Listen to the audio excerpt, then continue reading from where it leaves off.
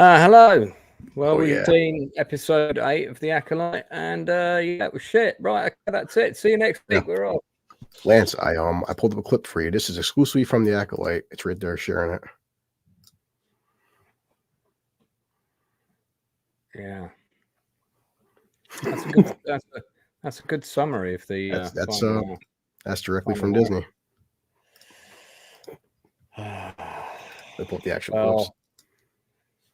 Yeah, I mean, well, what can we say? Oh, let's go through the plot. Let's go through the plot. Lance, I have to say that I have not had any alcohol on your channel for the past few weeks, and boy, I bought a bottle of blended Bentley's whiskey because that's going to change tonight. Oh, it's a celebration of sorts, you know.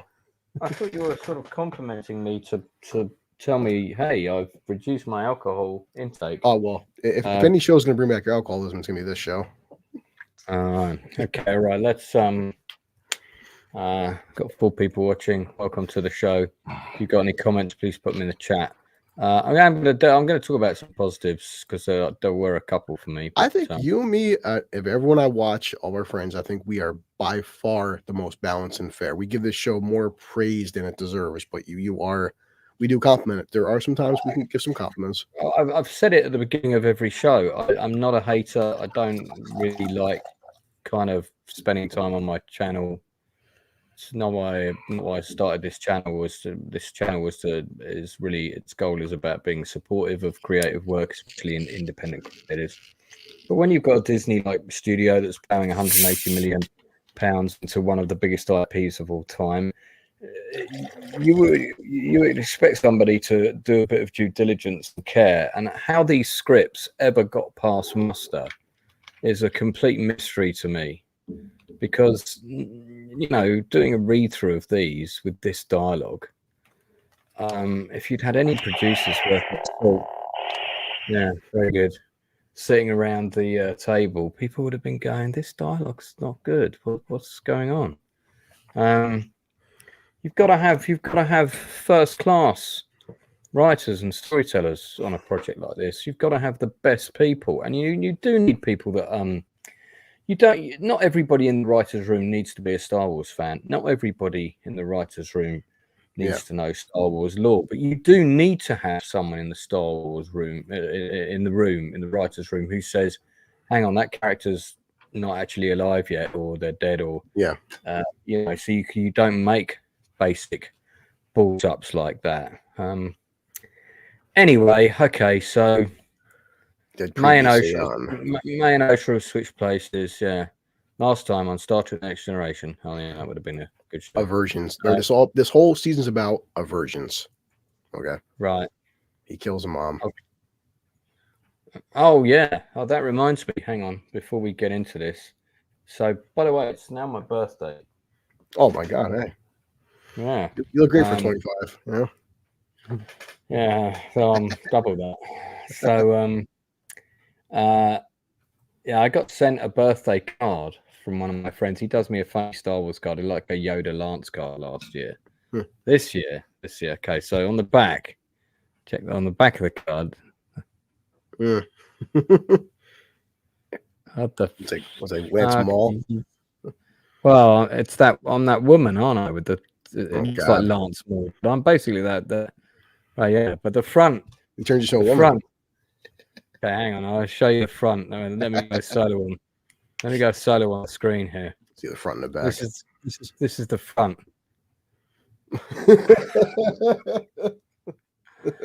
That's the front. This is a birthday card. Birthday card I've been sent by Jake Francis. I'm calling you out, you bastard. I do love Jake. Yeah, he always makes these like cool cards for me every year, which is really sweet of him because he's a graphic designer. But I really didn't want one of multiple of my face all over the card. I am doing a birthday stream this time, technically tomorrow, which will I'm doing a birthday. So yeah. Good evening, Acolyte haters. Don't be a hater. Don't be a hater, Leroy. Come on now. I'm celebrating because it's finally over. It's finished. All right, let's go back to the thing. So yeah. So they're all dead. There's a recap. Yep. the green. Let's call her She-Hulk. She-Hulk's talking to Soul. You can kill a Jedi without a weapon. I wonder if that'll play a part until later on, Lance. Almost like they're foreshadowing something. Forgot who you are.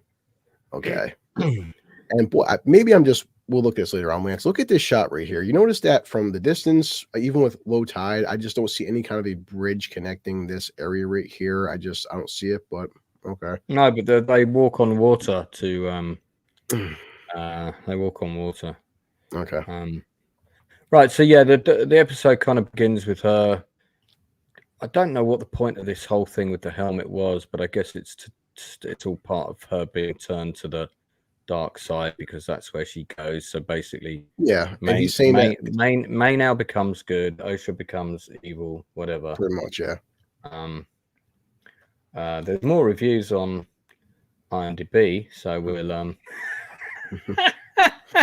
I've just seen the title of one of them. It's great. Oh boy, Misa no like this doo. Okay. Anyway, yeah. So he's pretty powerful. Yeah, but she's instantly more powerful than him too. So kind of the other thing that gets revealed somewhere near the beginning, I don't really care, but somewhere is that they're not twins. They're one person who's been split in half by demonic witch-like powers for whatever reason. We don't know. Why did they do that? Was one daughter not enough? I mean, what was the purpose of this? So this scene, so we cut to Soul on his ship. Love the production design on the ship. I will give positives for that. Really good work on the set and stuff. And of course, she's got her pit boy, who, by the way, we've established has been reset to factory settings. It's not a droid with lots of like special powers or even sort of a big level of artificial intelligence. It's a tool that can respond to some basic commands. I guess she uses the Force to tell it to. I mean, you know, at the end of the day, once he got her restrained, a basic search for possible weapons would have removed that anyway. And you can't tell me he didn't do a basic search. This is an experienced Jedi. You're going to restrain somebody. You better make sure they haven't got any tools in a utility belt, which she's still wearing, and big bulky pouches on it. I mean, it's not like this is the size of a tablet, is it? It's not like, you know, it's a bit like kind of, do you have any weapons on you? No. What's that big bulge in your pocket? I'm excited to see you. But you're a girl. Okay. It might be a pit thing. Yeah, but he did knock her out and he didn't strap her down. So yeah, he would have had to take her body, pick her up, walk her to the table, and actually strap her in. So you think he would do a basic search? Plenty. I mean, you wouldn't need to do a search, would you, to see that? It fucking sticks out like a sore thumb. Well, I think it's compact. Come on. It's the same size as a Star Trek communicator or a Game Boy. It's the size of a Game Boy. It's bigger than a Game Boy. So, you know, great superior Jedi training at work once again. Yeah, but you killed my mother. You started a fire. So fortunately, this little robot comes with a nipple electron jabby device. Well, first it can pick locks, which is cool. Then it can also be a taser. Hey, Beard, how's it going, man? Give me a shout, Beard, if you want to come on. Yeah. He first reveals to May that, okay, you're not actually twins. And she tasers him. Yeah. All of this was completely unconvincing. He's this big, powerful Jedi. He didn't see the attack coming. And I mean, the fact that she had this device on her is bullshit. Thank you, Lance. If she would at least, okay, I'll give her credit. Say she force pushed him and that was a distance. I get that. The fact that she got right next to him and she stuns him in his neck, considering how powerful he is, you do understand the Jedis have like almost superhuman reflexes, which is why Qui-Gon said to Anakin's mother, Shmi, that Anakin seems like he's almost superhuman because he has super fast reflexes because Anakin is seeing small glimpses into the future. This is why Jedis they're not superhuman, but they're definitely more advanced. Her sneaking up on him and considering he's a Jedi master is sure. Okay. Yeah. I mean, and this fucking thing, this rat turd creature, this thing just annoys me. So this thing, first of all, has got like no real discernible personality beyond the fact that it sniffs people's bums and all that kind of thing. But there's this like it I don't know why it's there. It's just there to sort of make things happen for the plot. We know what it's there for, to sell toys. Yeah, okay. It's a merchandising thing. I like the helmet, cool helmet. And that's also going to be a toy. Yeah. Now credit where credit is due. This is where their whole budget went. This sequence, this sequence was good but pointless. I'll give them that. I mean, and then for absolutely no reason, the rat turd decides to sabotage him chasing up. Why? Why? It doesn't. Makes no sense in the plot whatsoever. Yeah, being cute's not enough. It needs to have, make sense at least in the universe that you have presented. I can buy him. He's kind of like sort of non-functioning member of the crew. Sol has almost no conversations with him. It's not established that he's got a particular role on board the ship, other than he later turns out to have a good sense of smell. But I mean, that wouldn't be why he would be there in the first place. Yeah. Back to is this where we cut back to dumb Jedi? Oh boy. Right, yeah. Okay. So this guy is beyond dumb. And actually, I didn't mind the actor when I first saw him, but he's terrible. The part is terribly written. Yeah. I do love this actor. He was in the Supergirl TV show, and a good actor. Yeah, he strikes me that he's probably an okay actor, and I think he was probably directed to play this as kind of nervous and inept, and he's just he's just crap. Yeah, I don't like. They're basically coming out, as people said at this. We're 8 episodes in, Lance, but the whole the Senate believes the Jedi could be the bad guys. There's multiple victims. Yeah, a bunch of this guy, whatever. The Stranger's killed how many Jedi, and she's keeping this a big secret from the Senate. It's got dudes wiping out Jedis left and right, and you're not telling anybody. Like, what the? By the way, this is an absolutely class actor. I've seen him on stage. I've seen him play Hamlet and sort of roles of that caliber, and he's a phenomenal. He played on Martian Manhunter, which was a great character. Yeah, he's David Harewood, Senator Raincourt or something. I would say the only actor I really liked on Supergirl. He's a really good.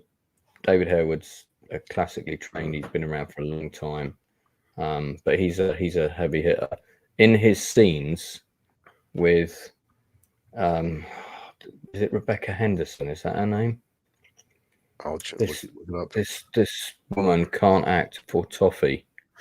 Well, it's like in Lance, we're getting to this is 100 and some odd years before the episode 1, and we're still to this level where these guys are they're basically the Jedis are a massive system of unchecked power, posing as religion. And what happens if they're calling them a cult? Like the Jedis, when George Lucas made the Jedis, they were the good guys. They were warrior monks. He said that warrior monks. Why is this show so hell bent? Actually, not even this show, Disney. I mean, the stuff that Luke Skywalker said in Last Jedi. Why did Disney want to make the Jedi out to be the bad guys all of a sudden? Anakin did have the downfall because of what Palpatine did to him, but the Jedis were a source of good and light, the light side of the Force. These guys just love shitting on the Jedi Order. I don't get why.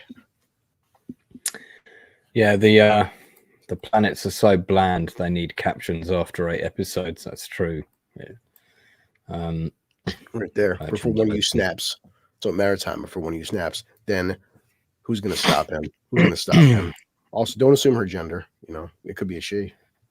Yeah, it's a lot of predisposition there. So, but yeah, he's good. She's rubbish, and also she turns out to be not a very nice person. I do like open door with the Force. Sure. Well, she's like a sort of an arrogant arsehole, isn't she? She is. And I don't know. I mean, the whole thing with the Jedi. Okay, so she's on a Jedi council, right? Full of powerful Jedi. Yes. And she's able to tell a lie saying that the whole thing was Sol's fault. Surely, I mean, I'm getting ahead of myself because that's a scene that comes later. But surely somebody around that table would go, I'm sensing a disturbance in the force. I think someone in this room is lying. There's only one person talking. It must be you. And then, hop off the head. That'd be good. That should be how they open season 2. Just kill her straight away in the opening scene, preferably 20 lightsaber hits. I did think this was practical effects. Could be wrong, Lance, you would know, but they look pretty like puppets. That was a little cute scene. It could be really good. I mean, it could be really good CG. That could be $45 million of CG in that one. That's shot true. So, but yeah, like I said, we see them walking on this. Okay, it's definitely a closer shot, but boy, this they made it there. But this is where they filmed out in the I think it was the Canary Islands or wherever they went to film.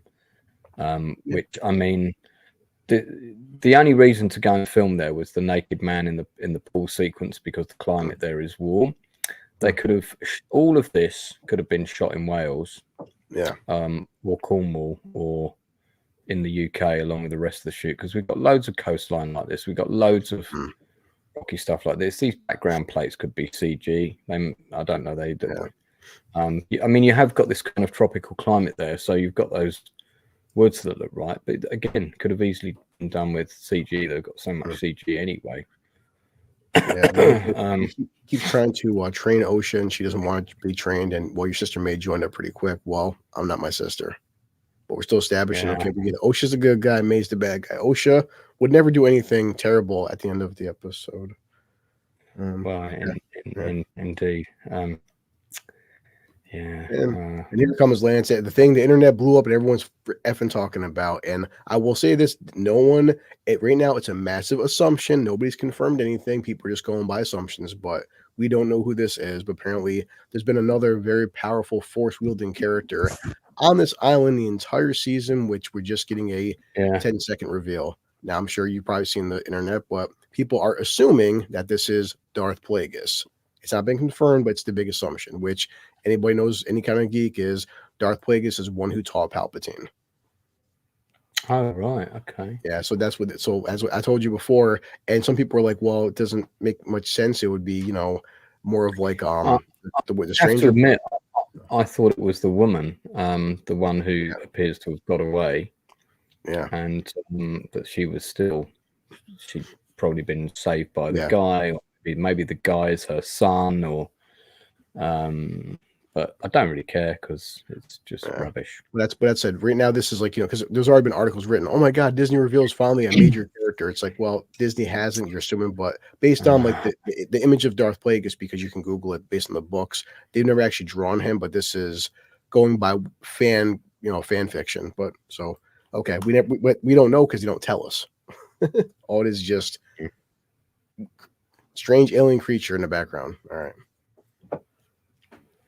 But we're back to Brendock.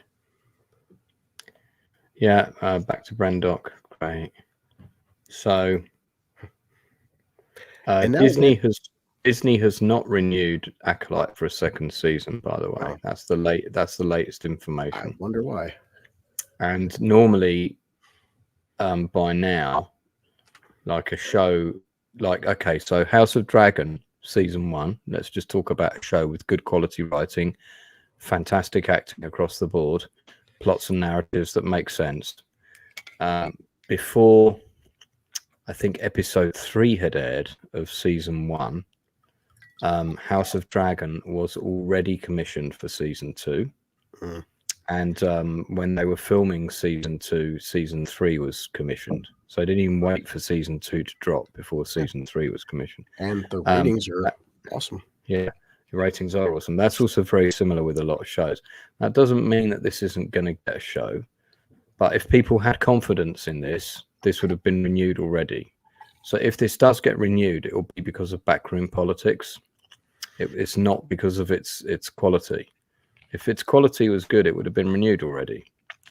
Yeah, not to mention, when they put the numbers out, the numbers they can find, the numbers are so embarrassingly low. Like said HBO brags, hey guys, look at our numbers, our 20 million viewers. Hey Disney, how many people watch Acolyte? Well, we're not really sure. You're sure, the numbers. Come on, stop BSing. Because if they were high, If there was 50 million people watching the Acolyte, Disney would be putting out articles where you'd be numb reading them. I mean, I'm so bored when I'm watching this show that I'm like, What? you know, my mind wanders. Yeah. I'm like not looking at the screen the whole time. Trying to keep you focused, Lance. We're almost done. I know. Yeah, so now Soul now he has Jedi Force GPS all of a sudden. He can go now. He can find people with the Force. So remember, he's a very powerful Jedi. He can sense May or Osha half the planet away, but then even though May got into his face and stunned him with a taser. But okay. Right. Because he's a very powerful Jedi. And of course this thing. Yeah. I'll cut the little bastard in half. I can buy that. But yeah. Back to Coruscant.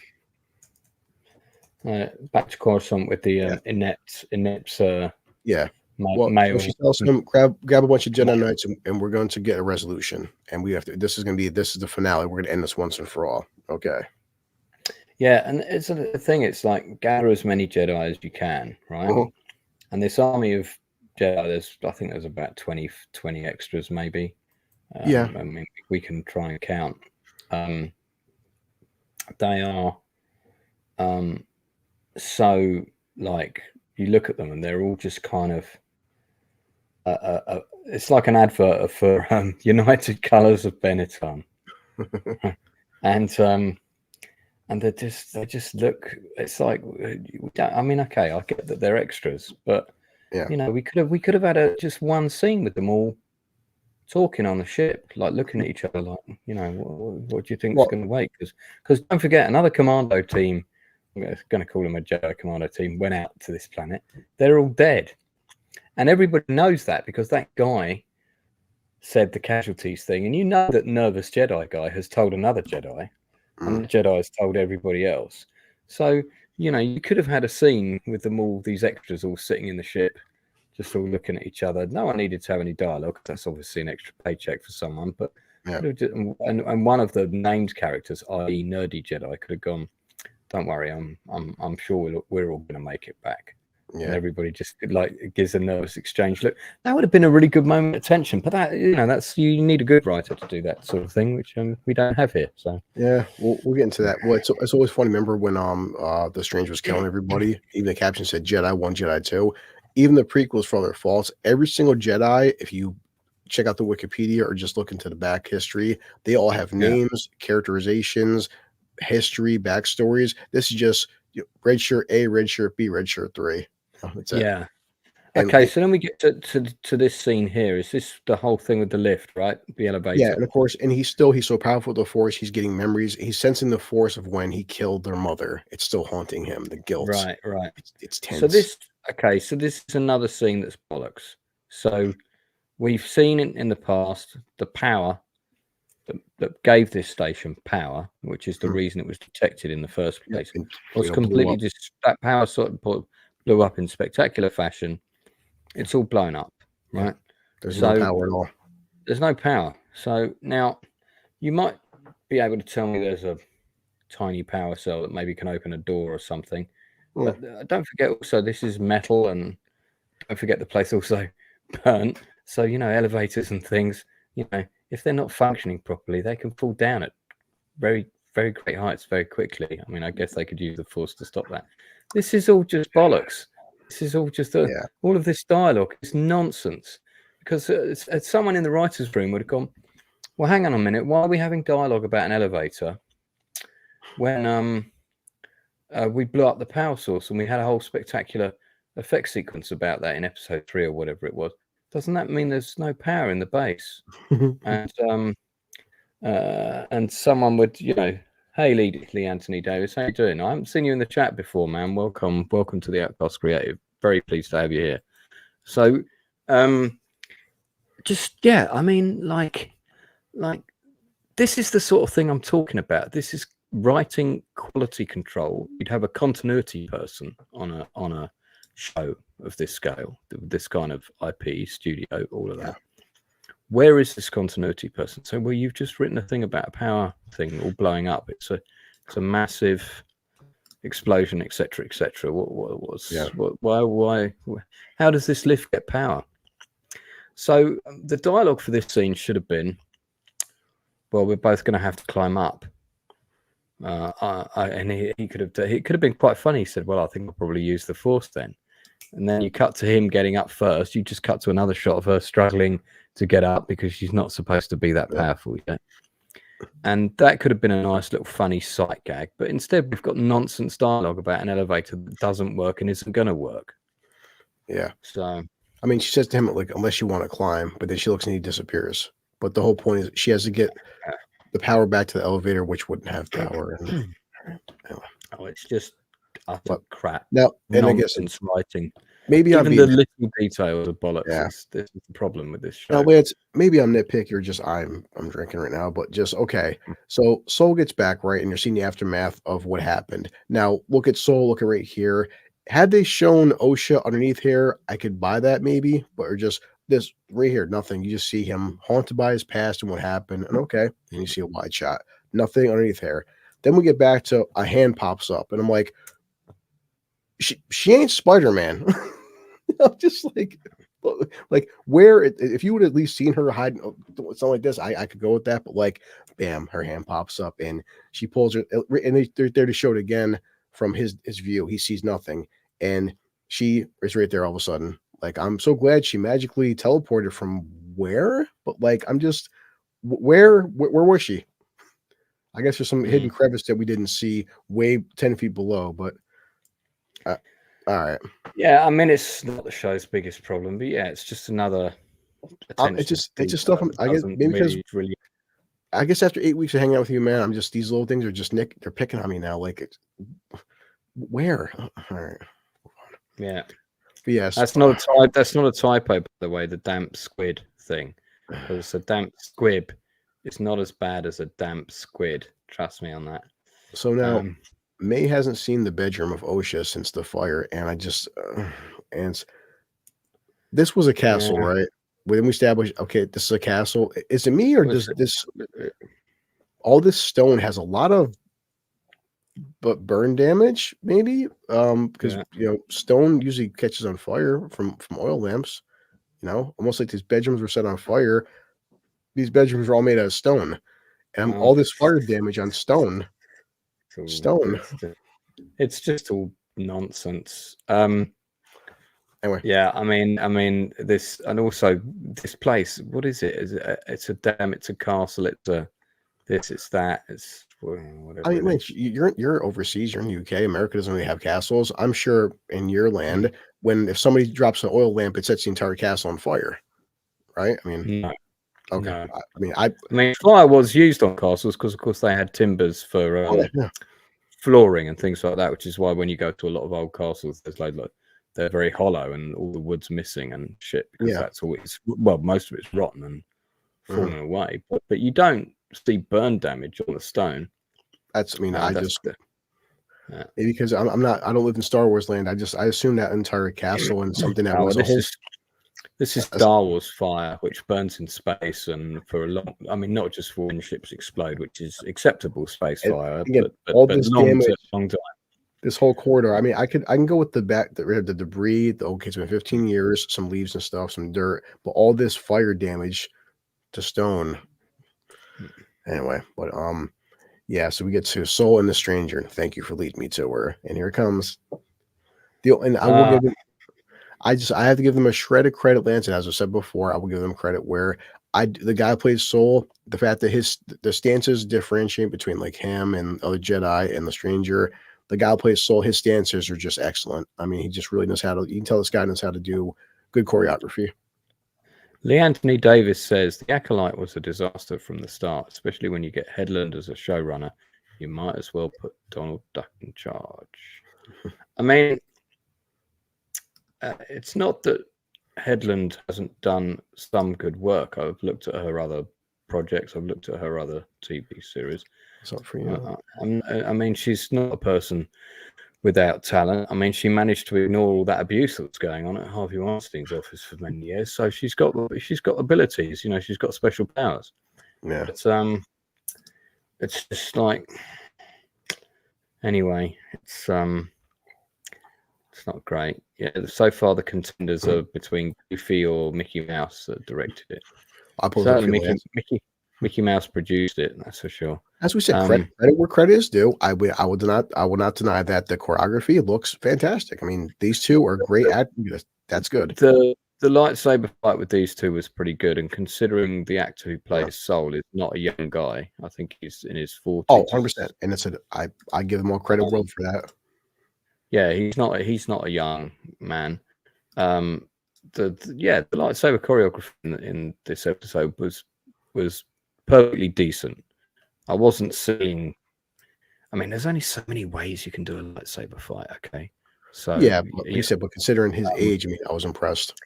They were fast. It was believable. It was interesting, and and then of course we had the other fight. Yeah, I did like just that capture that screenshot as they're fighting, like as the saber's cutting through the metal. That was cool. I was like, give him credit. That was like nice little details. Yeah, these things were all right. Yeah, Soul is the one on the right with the blue lightsaber, and he is the one who was Squid Game. We said this in episode 1, Lance, that it was very the way they kind of came down together and they're floating. That was so Crouching Tiger versus Star Wars, and I get it. What they're going for, but like even in the prequels, they would jump and flip, but these guys were floating down to the ground. That's why I call it the angle. As he's coming towards them, and it's like, I mean, it's cool looking if you're watching a Crouching Tiger film, but for Star Wars, it does look kind of strange. Blue Collar and I have made plenty of positive comments about this show as and when we've been able to. We don't just come here to bitch about it, but at the end of the day, it's going to get roasted if it's not up to muster, and it's not just below muster; it's the biggest space turd in the universe. Oh, listen, I've like you said, Lance. I didn't like Ahsoka. I loved Ray Stevenson. The guy who plays Soul in this 8 episodes. He's my favorite part of the Acolyte. I think the guy who plays Soul he's holding this show together for what it is. Lee, we'll come back to that question in a second, mate. Let's get through the rest of the episode, and then so he pops out a small dagger from his saber, and now they're fighting some more. Yeah, this was kind of cool. He sort of we've seen things a bit like this before, but it was kind of cool when he did. Broke the lightsaber in half. He did boomerang lightsaber. I never seen a Jedi pretty dangerous. He jumps and just kicks off from like. Right. That's very Crouching Tiger as well. Yeah. Like you said, right there, he does his force. Remember, Soul is very, very powerful. Tan Candy says we talk about this show like it was made in the horrible 80s. What was up with Inside Man with his anti-80s rant? Clearly, I wanted to turn around to him yesterday and said, "So, Inside Man, did you not have a girlfriend in the 1980s? What was going on?" I loved the 80s, man. The 80s were great. I mean, they were great for me, but I get that they weren't, they weren't good for lots of people. It wasn't a good time to be gay in New York in the 1980s. Yeah. But we do establish that technically speaking, Soul is more powerful than the Stranger. He proves right there. He does a force push, knocks him back, knocks the sabers back. Soul's a better fighter. He's a more powerful character than the Stranger dude. He shows it off right here. Like when Soul's not holding back how powerful he really is. Even though May snuck up on him and stabbed or shot him in the neck with a tranquilizer. Crouching Womp Rat, Hidden Bantha. That's a good name for so now Osha pops up to see May, and listen, Lance, look at this. Almost looks like, but it looks like this is almost like charred timber. You know what I mean? Yeah, I know. Yeah, I know. Even though the whole bedroom, it's space fire. So the whole bedroom is stone. But anyway. Yeah, so they have their little exchange because now May and Osha get into argument, and May got what you wanted. I quit being a Jedi because of you, and aren't you happy? But still, you have to focus on Soul. Soul's the bad guy. I was there. Soul killed our mother. Soul lied to you. Soul is so evil. Just keep that thought because it's important. Yeah. Remember, but Osha can never calm her negative emotions. Osha has so much built up inside of her. Yeah. But now we get into a fight scene between one actress that's, I guess, digitized because, it's one actress. I'm not sure. Yeah, this fight was a load of absolute bollocks. So just to be clear for any American or indeed other foreign countries tuning into this stream, and welcome. There are two types of ways of saying bollocks in the UK. Well, so, for example, if we talked about House of Dragon, season 1 was the bollocks, and that means it was great. But then you could say that the lookout on the Titanic that was a right load of old bollocks what he did. That means very bad. So I'm just explaining the different types of bollocks in the English language. This show is utter bollocks, which means it's utter rubbish, as opposed to House of Dragon, which is the bollocks, which is good. Yeah, just so it's good that we can clear up these testicle analogies. That looks like a dragon now. Now again, this is one actress. I'm guessing it's a stunt double, and they have to digitize her face over to the stunt double. Okay, yeah, that's exactly what it would be. Okay, and just it looks. We mentioned the choreography, but this scene I thought was pretty rubbish. I mean, compared to what we've seen, because even like episode 1 when she fought Carrie-Anne Moss, Carrie-Anne Moss, Trinity, she's pushing 60, and she moved way better. She was good. She was. I like that scene. Yeah, we compliment episode 1. Carrie-Anne Moss had a better fight scene with whatever the actress who plays Ocean May than compared to like her fighting herself. Which, okay, the scene is just I'm sorry, I thought that was bad choreography. Yeah, I wasn't a fan of. Wasn't a fan of that. I do admit my. So okay. Oh my god! And then the pit boy squirts. He just come juice. I mean, I can let the Pip. He can't control himself, man. Around a hot black chick. Yeah, right. He gets in the face. Oh boy, yeah. So now they see, look, the Jedi, they came here, and of course the stranger's like, they're not here for me, but okay. And they fight some more. I did like the fact that you actually hear the lightsaber screeching too, which was pretty cool. And you see like the sparks going on his helmet. I mean, it's a small detail, but to their credit, because this is that lightsaber deflecting helmet. But yeah, and I love that stance right there, Lance. I mean, because so he defeats the stranger, he breaks his lightsaber, and he wins. He won the fight. All right, stranger's lost. And then Ocean may turn up to fuck it all up. Look at that. Boy, this sounds so Palpatine. Feel your anger. Yeah, I mean, I just I didn't mind those lines of dialogue being used again, because I get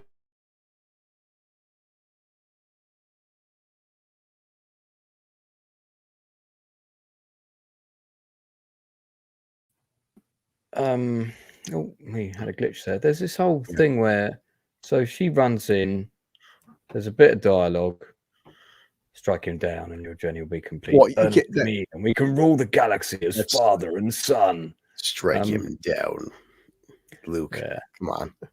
Yeah.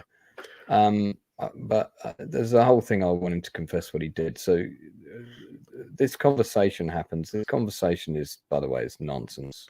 Yes, because it irks me how much she's so pissed off at Soul and blaming Soul for death of her mother, which that's such a we'll get to that later. But then we get the this is the death choking scene, right? Because again, it says one more time, Lance, you're not twins. Yeah, you're not twins. You are the same person, which I'm like, what does that mean?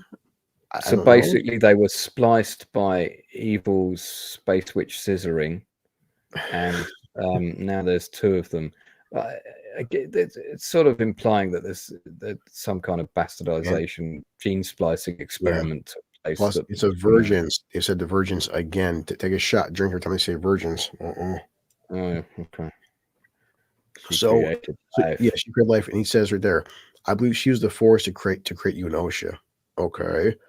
Do you have any idea what kind of power that is? Now, in better writer's hands, Lance, that could be a good story arc, because if somebody had that kind of power to wield the Force that powerfully, that could be a very dangerous person. But then I'd quite like to see these scenes redubbed with Arnold Schwarzenegger doing Soul's voice. Well, remember, it wasn't. I mean, say what you want, but episode 3. Remember when Anakin was getting these dreams about Padme dying, and that's how Palpatine was easily getting to Anakin's head. He goes, "Well, Darth Plagueis, my master, had the ability to create life." And so they're trying. They hate the whole prequels and George Lucas era, but they're kind of milking off those ideas. So Yeah. you're hinting at the idea of Palpatine tells Anakin, Darth Plagueis could create life, and of course Anakin's like, well, how could I learn this from, or how could I learn this? And of course Palpatine's like, not from a Jedi. I mean, it's. Yeah. But they we dropped out there for a second. Yeah. I was probably just saying that the show's utter bollocks. So now his saber gets cracked, and the kyber crystal in the saber is cracked. That's going to be important later on. But yeah, so say you killed my mother. Say you killed my mother. Say it. And he goes, yes, he admits it. And oh my God, look, Osha, she heard it. Wow, Sol really killed your mother. He lied to you, and it was the right thing to do. Okay, we'll tell the Jedi. No. But we needed to prove to the Jedi that you and May were created by a virgin, so I couldn't tell the Jedi. And he's right though. You were too old to train, and he did what he thought was best. I mean, even if they were created by scissor virgins or whatever the crap that they're writing, I don't see how that is ultimately such a bad thing. It's not established that this particular practice has been outlawed and it's evil. We've got no context for that other than just somebody says so. Yeah.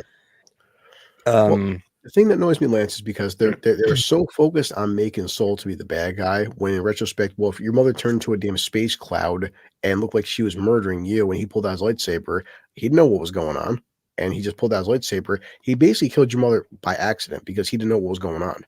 But they're so like focused on making Sol to be this villain. Like, okay, they came here because there was a virgin in the Force, and now we have beings creating life with the Force. That's a dangerous power. That's why they did this for.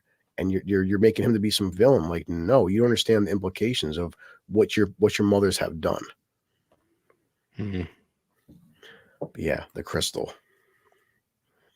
I wonder if Anthony Davis is really Lee Anthony Daniels in disguise. Yeah, she so we get to see Osha do her super choke, and she, I don't know, just like, and he starts crying too, and he goes, yeah, don't worry, Osha, it's okay. And it just pissed me off. Right, so this is another major plot nonsense. So first of all,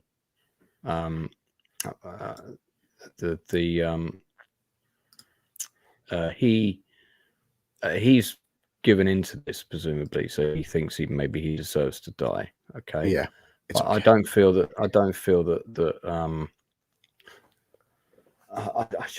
in the context of everything that's happening here, because he knows that evil's at work, he's just going to lay down and die now and let evil win, because he feels he made a mistake, maybe, but he's just tried to justify that mistake. So none of that makes any sense. And now she's also so powerful, she can just crush someone with a force grip, whereas before, I don't know, it's just all. She wasn't. So this is actually Osha doing this, right? Yes, which remember there's. I mean, by this point, I didn't really care because I kind of lost interest so much in the show. I was barely listening. But the whole twist was, remember, she's seen it in her vision that it was May. May was killing Sol with the Force. It was May killing him without a weapon. It was May. Oh, well, Lance, don't you understand? The plot twist was it wasn't May. It was Osha. My God, the genius writing. Yeah, okay, it's not really. Yeah. They've already switched places, so they're the same person anyway. I mean, and none of this makes any sense, even in science fiction. You're right, Dan. Yes, after 8 episodes, the good guy, the powerful one, the Osha, the good guy, she kills an innocent man. That's what it comes down to. Yeah. Like you said, Lance, why would he feel guilt? Remember Tobin? Remember Tobin episode 3? He drinks the poison, even though he didn't do anything but defend himself. So he drinks poison for the guilt of something he didn't do. Okay. So yeah, he dies, and then she turns her lightsaber on, it goes from yes, and blue to red. that becomes this term they use, and just because I watch YouTube videos, Lance, it's the term they call bleeding. It's called bleeding the kyber crystal. So she's pouring all of her hate, her malice, and her ill intent into the lightsaber. That's how Sith create the red lightsaber. So it's basically her creating a Sith lightsaber. That's what right. It's always funny, like Drinker and people would say, Kathleen Kennedy and Leslie Headland, hey, the canon doesn't exist and legends don't exist, but this stuff is part of legends, but it doesn't exist, but except we want it to exist. But okay.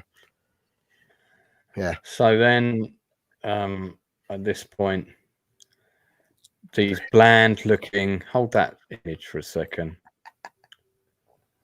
Right, so we've got this.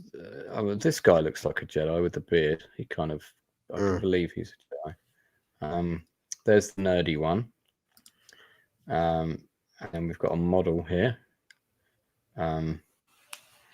This lady. I think there's more than this, though, isn't there? By the way, this really looks like the steps of the ship from David Lynch's Dune, and they're landing on that planet, and you've got steam coming out here and here. Hold on a second. I'm trying to get from Disney Plus right now. I think there's another angle of this shot where we see more of them, I think. Yeah, I'm pulling up right now. What's weird, they show the ship. Okay. They show the ship from two different angles, which is weird, but Star Wars for Disney. It's right there. Oh, yeah, man. You've got a lot of empty bottles behind you there. There you go. Oh, yes. So for people that missed this earlier, it is my birthday. Somebody sent me a birthday card. I shit you not. This is the card I was sent. Check this out. Check this out, chat. The powerful of the many lances. And then it's also got this lance character on the back here. This is sent to me by actor Jake Francis, who sends me a Star Wars themed card every. Well, I'm doing a birthday stream in about 12 hours, so you can jump on for that, guys. Up here. All right, the shots up for you. Yeah, so they show them getting off the ship right now, and it's just real quick for this, the first shot. But yeah, you see a bunch of feet, and so 1, 2, 3. Yeah, 4, just 7, 8. About there was so a couple. There was at least 2 that walked out of shot before this as well. So yeah, I'd say there's probably about 10 or 12 of them. Yeah, we'll get to that going forward because they show them all again later. So, but yeah, and of course, so yeah, the She-Hulk chick, she does like the again the forest, and because the stranger dude has his helmet off, she goes, "Oh my God, you're alive! I can sense you." So yet again, another character where they have this magical force GPS where they can sense. She's like, "Yeah, his helmet's off, and now she can sense him." Like, so now we've turned this into Xavier Magneto. Yeah, this whole thing with this helmet doesn't really work for me. Again, some amazing quality acting here. Yeah. Yeah, it's terrible. Yeah, and there he is again, little. This fucking thing turns up, man. Yeah. What? And I'm not sure what time in. Yeah. I mean, so have you ever heard of a show called Skippy? No, I haven't. You've never heard of this? Okay, so there's a show called Skippy, right, which is about a kangaroo. Okay. That talks. Well, it doesn't really talk, but it's it's able to kind of like, for some reason, do you remember The Littlest Hobo? Do you remember The Littlest Hobo TV show? There's a place. I never saw that stuff. Damn. Well, that's basically about a dog that helps out kids like foil armed robbers, this kind of thing, right?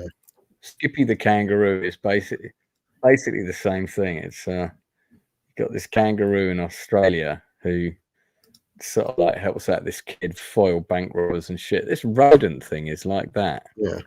Yeah, Skippy the bush kangaroo. Adrian knows what I'm talking about, and he's down under right now. He's got the Blu-ray collection. Australia's biggest TV export. Remember, American TV shows are different than what you guys get over there sometimes. So, well, it's basically the Littlest Hobo, except it's got a kangaroo in it. Yeah. Well, as you said earlier, Lance, they mentioned the fact that no power source. So the super Jedi lady, she opens the door with the Force because there's no power. Yeah. All right. Well, I mean, you could just open the door with the Force anyway. You don't need to comment on there's no power. Yeah. Like you said earlier, she's like, we have to get the elevator working. There's no power. Yeah. So main Osh have to climb down, and okay, there's the shot right there. So, yeah. So yeah, so there's 12 so far. There's 12 actors on screen. Okay. Yeah, but they show up, and now, of course, and again, so she's just as powerful as Soul because she's apparently through the Force. She's hearing the memories of what happened with Osha and her mother dying, which is there could have been some really good sound design that would have illustrated that. I didn't really pick up on any of that. Now, it might be that I was completely disengaged and wasn't remotely interested, but I did watch it, and all I got was just a bit of her going. Yeah. So it was a bit like a sort of Who's Farted acting. Well, and it's weird too, is like even in the prequels, as powerful as Yoda was and Mace Windu and all his characters, they would have visions of possibly the future. For some reason, these people are constantly tapping into memories in the past, which is that a new Jedi ability that no one ever talked about? They're tapping into okay. Yeah, so she figures out she figures out what happens that okay, this is where Soul killed everybody. All right, sure. Because she has access to the Force and she can tune to it. But yeah, Soul is dead because he was choked to death. All right. And look, they use the little gerbil here, Smilex.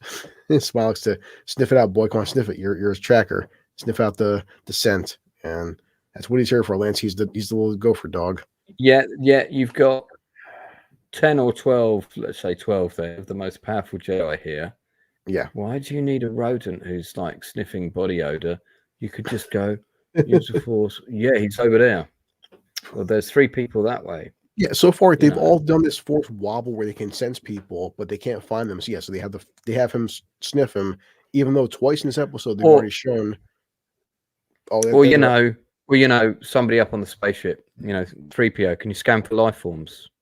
Well, other life forms are there, but any other humanoid life forms on the planet? Because even when she first gets off the ship, she gets off the ship. Remember, she's like, wait a second, it's you. That's where you're at, so she can sense him. So then, why would you need? Let's move on. Yeah. So this tree was very important, Lance, and there's gentle music, and we get into like no, Conehead isn't. Oh yeah, we cut back to the Avatar set. That's right. This is literally the tree from the Avatar set. They literally dug it up and brought it over to. I love this dialogue, Lance. You were with me. I am with you. Who taught you that? I don't know. Didn't you create it, or Mom did? We're not sure. Okay. I'm sorry. Just this acting, it hurt my soul listening to this dialogue. But I'm not saying she's a bad actress, man. But just I don't know. This dialogue was terrible. Also, at the end of the day, it would have been better if she'd had 2 actors in this role. Yeah. But one of whom looked a bit like the other one, and then in this final episode, you do a thing where they're talking, you do a 360 whip round, and then they've both got the same face. And you realise they're both the same person. And that would have been, that would have been interesting. I mean, it would have been better than this. Hey, Peter, thanks for that, man. I missed you. I'm watching out. Appreciate the birthday greetings. Oh, she says, I'm sorry I started the fire. Yes, and I killed everyone. Yeah. I'll put it for you now, Lance, because it says, oh my God. I'm going to just tag a load of our buddies. Here we go. Even like her line delivery right here, it's just like, I mean. Who taught us that rhyme? I thought you read it. Sure. Yeah. It's just diabolical, isn't it? Diabolical dialogue of the. We're almost done, buddy. That's it. Yeah. So next, all right. So he shows up. He pulls the lightsaber and he goes, "Yeah, if I found you, the Jedi can found you. The Jedi could find you." And Osha still says we should go to the Jedi after you just murdered Soul. Because I'm sure the Jedi would want you back after you just killed one of their own. But so you put faith in the Jedi, and okay, we have to make a decision. Let my sister go, and I will stay and train with you, because obviously now Osha, the good guy for all 7 episodes, now she's the bad guy. Now she killed Soul. Now she has a red lightsaber. She has these dark emotions. She's going to stay and train with the stranger to become a Sith Lord or something. Okay. And apparently, yet again, Lance, look, this is the awesome part of Acolyte. We keep making up new fucking abilities, because now through the Force, you can wipe somebody's memory, which I've never heard of until this show. I mean, maybe it was also, like, relying on some unstable naked wiener dancing person to do that. Aren't you kind of risking yourself a bit? You're not kind of risking things. No, I said maybe people. There are fans that have read more books than me, read more comics than I have. I just don't know. After watching the Clone Wars and watching all the films, all 9 films, for better or for worse, and Ahsoka and Obi-Wan and Mandalorian, I don't remember anybody through the Force being able to wipe out someone's entire memory. But okay. Also, it's just like the Force is quite powerful. So if you start playing around with someone's brain, even in the world of Star Wars science bollocks, let's just give it, it's just nonsense. That's going to like turn someone into some kind of like diabolical retard. I'm not sure if is that word allowed? I don't know if that word's allowed anymore. When it comes to this show, you know what? Oh, God. I mean, it's it's that's pretty. This brain damage is pretty likely in that scenario. I think we have to. But I will find you. I know you'll find me, even on wiping your memory. And so basically, the stranger, because he still doesn't have an official name yet. He's not Darth Smiley. Right now, look. Right, this is another thing. Let me take this on right here. So, okay, he's wiping her memory. Right, he doesn't get to be like selective. So, I mean, I was waiting for the bit where, once that happened, where she looked at her sister and went, "Who are you?" Because at this point, if she's just lost her memory, she never will have seen herself, so she won't have even know that the person that's she's looking at even looks like her, because she's just had her memory right. Or is this a selective memory wipe? What bollocks is this? What bollocks writing is this? Yeah, basically what it's explained is that he's wiping every memory she ever had of her sister. Right. So that's how it's the dialogue is, but still, for like, so May's getting her memory wiped, and Osha's like, I will find you. I know you will. Okay, so you're wiping out her memory, but you're gonna come back to her. All right. So if you find her again, she's not even gonna fucking remember who you are. So what's the point? Yeah.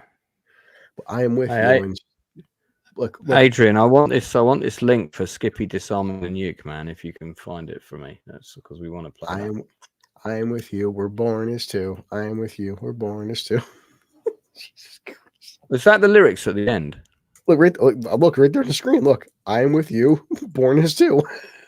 I thought it was the power of one, the power of many again. I don't know. That was the whole coven. Well, they have their own lyrics, Lance. Oh, Adrian, have you sent it? Where have you sent it, mate? Where is it? I can't see it anywhere.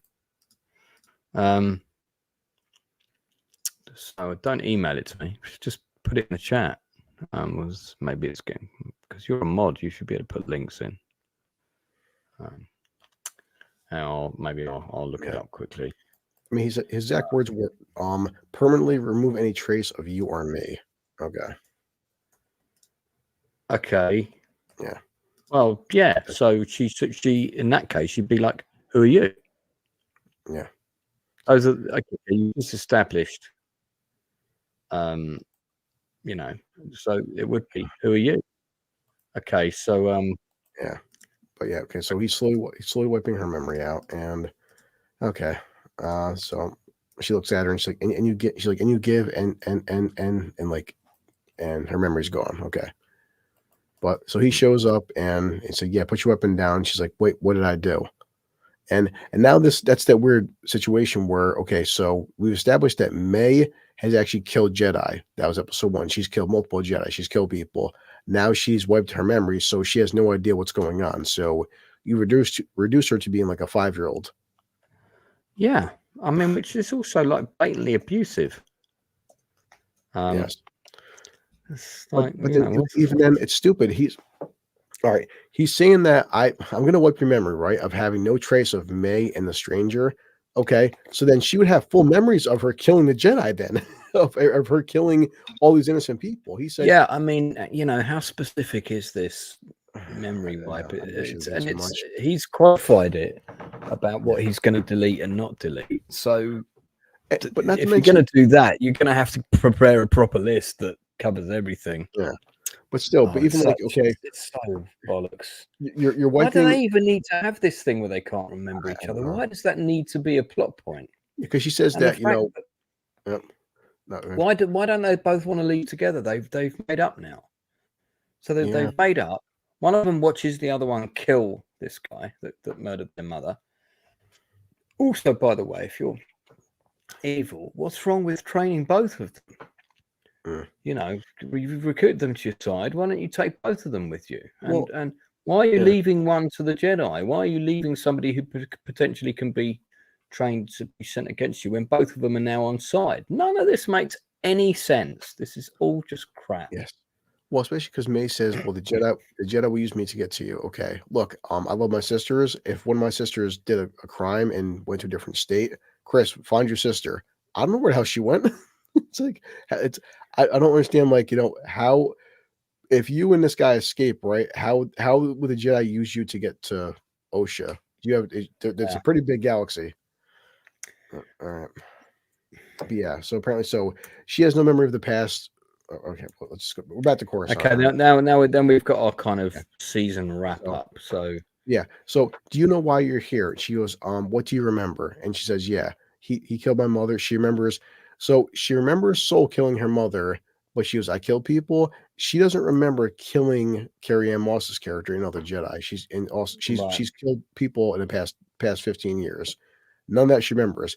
But boy, does she remember yet again Soul killing her mother. Yeah. So your last memory so is from that doesn't make sense with what was said earlier. Yeah. So, but and not to mention, okay, your last memory is from when you were 8 years old. Okay. Well, I mean, most kids, but even by 8 years old, if you had a sister, you still would, at 5, 6, 7, 8 remembered your sister. But all right, yeah. But let's just keep going. But yeah, and then here we go. Like you said, she breaks it down. Now we turn Soul into the villain because the man who killed your mother was a Jedi. He was kind, brilliant, compassionate. And then she does the whole twist where she just basically turns Soul into being a freaking bad guy and a villain and just sells his memory, you know, fuck up the river, dude. And, now, I'm not sure if this is a council of senators or if this is a council of Jedi. It looks more like senators. Well, these are senators, yeah, because well, they at least they would have the Jedi robes, yeah. Right. Okay. Let's say these are senators. Fine.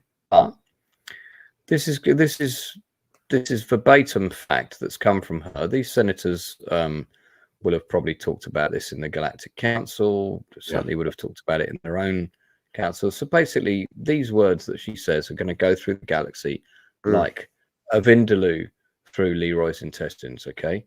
So we're talking traveling very quickly. So everybody's going to know, including the other Jedi, that she has told this story to everybody. Therefore, other Jedi are going to go, that doesn't sound like Master Soul. And then she's going to lie to them. And then they're going to go, I sense a disturbance in the Force. Yeah. So, yeah. Yeah. And so she blames Soul. She blames Soul for killing all the other Jedi, which was instead of knowing that it was May. May killed your Jedi, but you blame Soul for doing it. And I again, also, why is this woman putting the blame on him? I guess because she's made stupid decisions, and she's also trying to keep the Jedi Order intact, who are now bad guys apparently. Yeah.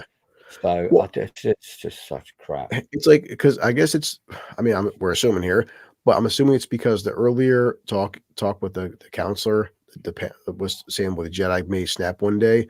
But the thing is, the Jedi didn't snap. They came upon a planet full of space witches that created 2 girls through the Force and through some dark magic. And one of them grew up to be evil and started killing us. How you're putting a whole bunch of Covenant space witches on Soul? Like, wait, what? Jesus Christ, it doesn't make any. Yeah, so he says right there, an external review of the Jedi must begin immediately. If anything, you could say that one of our Jedi, Soul, was killed in battle because he died after combat in these space witches, and a big massive secret was unveiled that, you know, this covenant was very powerful. It should, if anything, make the galaxy more aware of the fact that there's power out there, like what these covenant had, Night Sisters, how powerful they were. This is why we need the Jedi for, to combat external forces like this kind of power. You've turned Soul into a rogue agent and a rogue element, and saying, we don't condemn. Yeah, we wholly condemn his actions. You're saying he went rogue and he disobeyed the Jedi Council and killed all of his cohorts and his accomplices. And also, in fact, she doesn't just blame Soul. She blamed everybody who died. I mean, she's blaming Carrie-Anne Moss's character, also the other guy who killed himself. So everybody, the 4 Jedi. So you're blaming all of those Jedi, not just Soul, for what the space witches did. The space witches killed them, but you're blaming everybody else for mistakes. It was the work of one flawed man. I'm like, go yourself. Then she goes, where's Master Soul? Oh, he offed himself. Why even give him the Viking funeral for? Yeah, okay, so this is another thing. We've established in Return of the Jedi that you know, just a standard kind of pyre is a thing. That's Luke does a Vader. No, I'm going to put them in the lake. What's this about? What's this about? Oh, I saw this on Game of Thrones, so I think that looks good. And she starts twisting. She's twisting it to May, saying Soul became very selfish because he grew a relationship with Osha. No, because he loved her and cared about her and tried to raise her based on the horrible tragedy that what happened.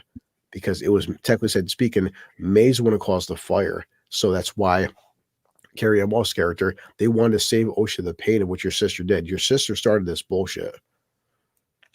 Being cast in a show through my girlfriend leads to anger. Anger leads to jealousy. Jealousy leads to 5-hour green makeup session. Yeah. So apparently, for some odd reason, Lance, even though she had her memory wiped, now she needs May to help her find the stranger. Because so now we're establishing that the stranger makes no sense. Because the people of Mon turned evil. So now, okay, her memory's wiped out, but she needs your help to find her old pupil, the stranger dude. Even though she has no memory, but all right. Great wide shot. There you go. Yeah, then we cut back to this, and it's like they're standing together, like they're about to go off on some epic quest. This presumably is supposed to be the causeway that leads to the ship, which we don't normally see above water. Yeah. I guess it's because of the tides in or something nonsense. I guess now he's going to train her now to become a Sith Lord. Yep. And of course, the final shot we all know which is coming, Lance. Which again, I said in episode 1, we knew it, and everyone it's just one shot. Everyone knew it, guys. It wasn't even big. Come on. Crap show this is, and I don't want to appear in it. You need to have his voice. And considering how even 100 years earlier how powerful he would be, you think he'd be like, listen, bitch, we need to talk because you just basically you just lied. You just lied. Like if Yoda is that, if Yoda is that powerful and he's that attuned to the Force, he's on to everything you just fucking done, and like you just oh my god, man! In fact, you just did that you disrespected Soul's memory, and like there's a whole coven of Force witches, and anyway, your shit doesn't stink. That's all we get though. But they could at least had Frank. They couldn't have Frank Oz do like one line of dialogue. You know, it's like, let's. My head's hurting now. Mm. Let's. Can you queue up that first YouTube link that I'll put in the private chat? Mm. Oh, sure. No. Probably Yep. can't play too much of this. So I'll try this down. Terrible writing this is.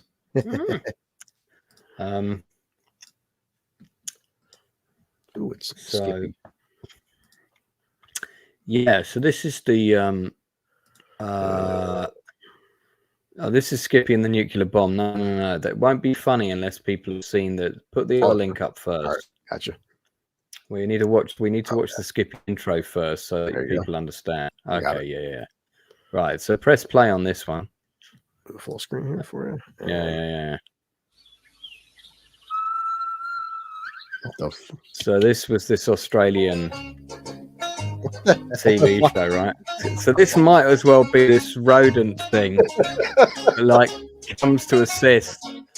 I reckon he should get a spin-off show like this. And it's basically Tony Bonner. I don't know if that's Boner. Check out that haircut. What am I watching, Lance? Okay, so pause it there because we don't want to get done for copyright. So basically, it's Skippy the bush kangaroo, and whenever that kid is in trouble because he rescued Skippy as a baby or something, shit happens, right? So this is a parody, and Skippy's always like chuckling to them and telling them what to do.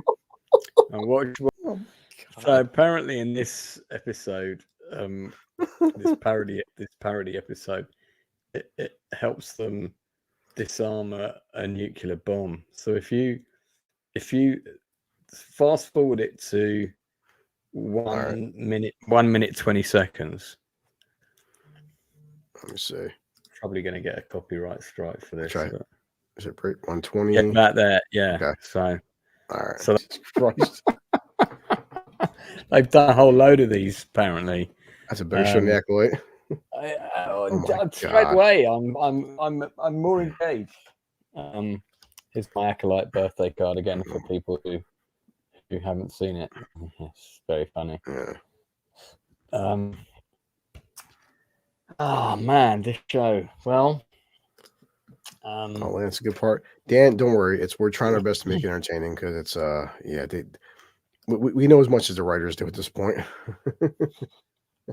Get Skippy as a guest, Lance. You can do it. I think at the end, the real thing that sucks, man, is just ever since episode 1. But there's just with the choreography, I will give them all the credit in the world. I pulled up a clip for Lance. Like the choreography is really kick ass. I'm not gonna deny that. The guy who plays Soul is a great actor for what he's given. He's got good fight scenes. He can hold his own, and he learned English just for this role. I mean, they had so much. It's not that actor's fault. Oh no, I mean, they listen. If he was in a show that was really written, it was written really well, and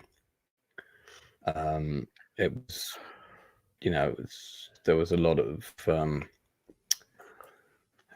competency to it, shall we say? Well, it's like even a fanfic. Like I love Rosario Dawson. She is beautiful. She's a great actress. When she was fan cast as Ahsoka, I'm like, good choice. She looks just like an older Ahsoka, and she's a fantastic actress to play that character. Boy, that show did her a massive disservice, especially the character so popular.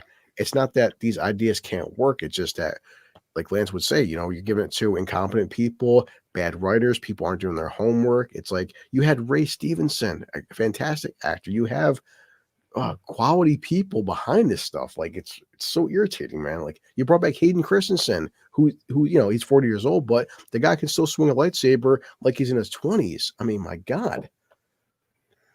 I'm trying to sort of take this apart a bit and find out where it went so dreadfully wrong. Where are you from, Lee, by the way? Let us know. And I mean, okay, so let's get the credits here. There's by the way, we've got to look at these Gotta look at these IMDb reviews, man. Oh boy, oh boy. So there's some good new ones. Whereabouts in England, buddy? So that's so basically what we've got here is This is laughably bad writing and direction, but I like this one under here. 1 out of 10. Jar Jar Binks was a museum masterpiece. Next to this, Misa, no, like this doo-doo. Blackpool, mate, I've been there. I mean, seriously, what were they thinking? Haven't they even watched what they produced? The acting and writing are horrible. They've complete. I think they meant to say completely destroyed this franchise. I mean, come on, it isn't hard to make entertaining Star Wars. There are thousands of stories surrounding this universe. They could just copy the story of the Old Republic and have the most successful modern day Star Wars with its production budget. Yeah, but no. What a shame. Seems they can do better with a teenage soap opera. Do they even have a passion for Star Wars? And even if it's to recover the cost of the purchasing license, you can't even milk a franchise for such low quality efforts. Garbage. There's a 6 out of 10 here. Except for some good lightsaber combat, the series isn't good. Well, that doesn't qualify for a 6 out of 10. Painful. How can it get this bad? Some good episodes and some bad ones. Complete garbage. Dr. Balls. All we have to do is to decide what to do with the time that's given us. Possibly the best line. Possibly the best line in a movie ever. They did not choose well. It's we've seen some of these reviews. We went through some of these before, but I think that Jar Jar Binks one was a new one. So if we go back onto the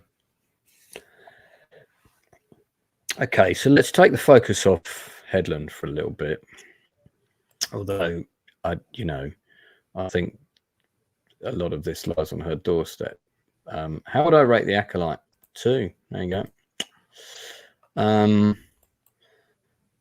Okay, so series writing credits, right? So you've got Jasmine Flournoy, who is the staff writer and has written 2 episodes, okay?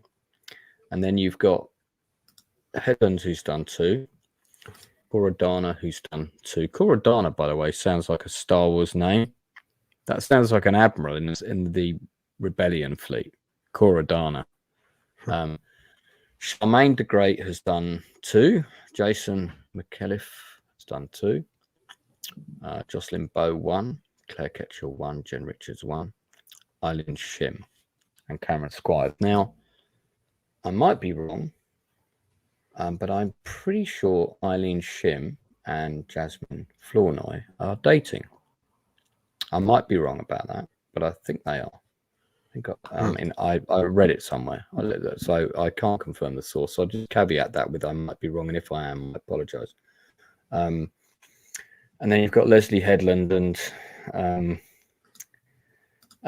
Rebecca Henderson, who I think they're actually married, aren't they?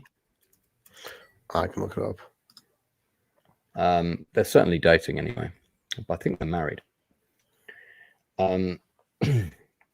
So, Cora Dana. Let's just. Here he is. Okay. He's working on June Prophecy. Good for you, sir. 6 episodes. That's a nice job. Yeah. Right from Mr. Okay, but his writing credits are the best thing he's had is Mr. Robot. I've not heard of Time for Passion. So he's done 2 episodes of Mr. Robot and 2 episodes of The Acolyte. Okay, so this is not a guy who's going to stand up in the writer's room and say, I think you guys are wrong. Even though he would have been one of the older voices there.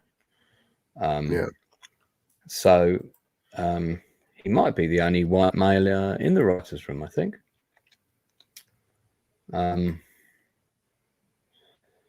So we have Charmaine the Great.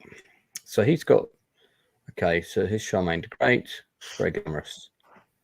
Yeah. Now, this is the lady that I said had done some quality stuff. She's written 10 episodes of House of Dragon, 5 episodes of Manhunt, which is a not bad show.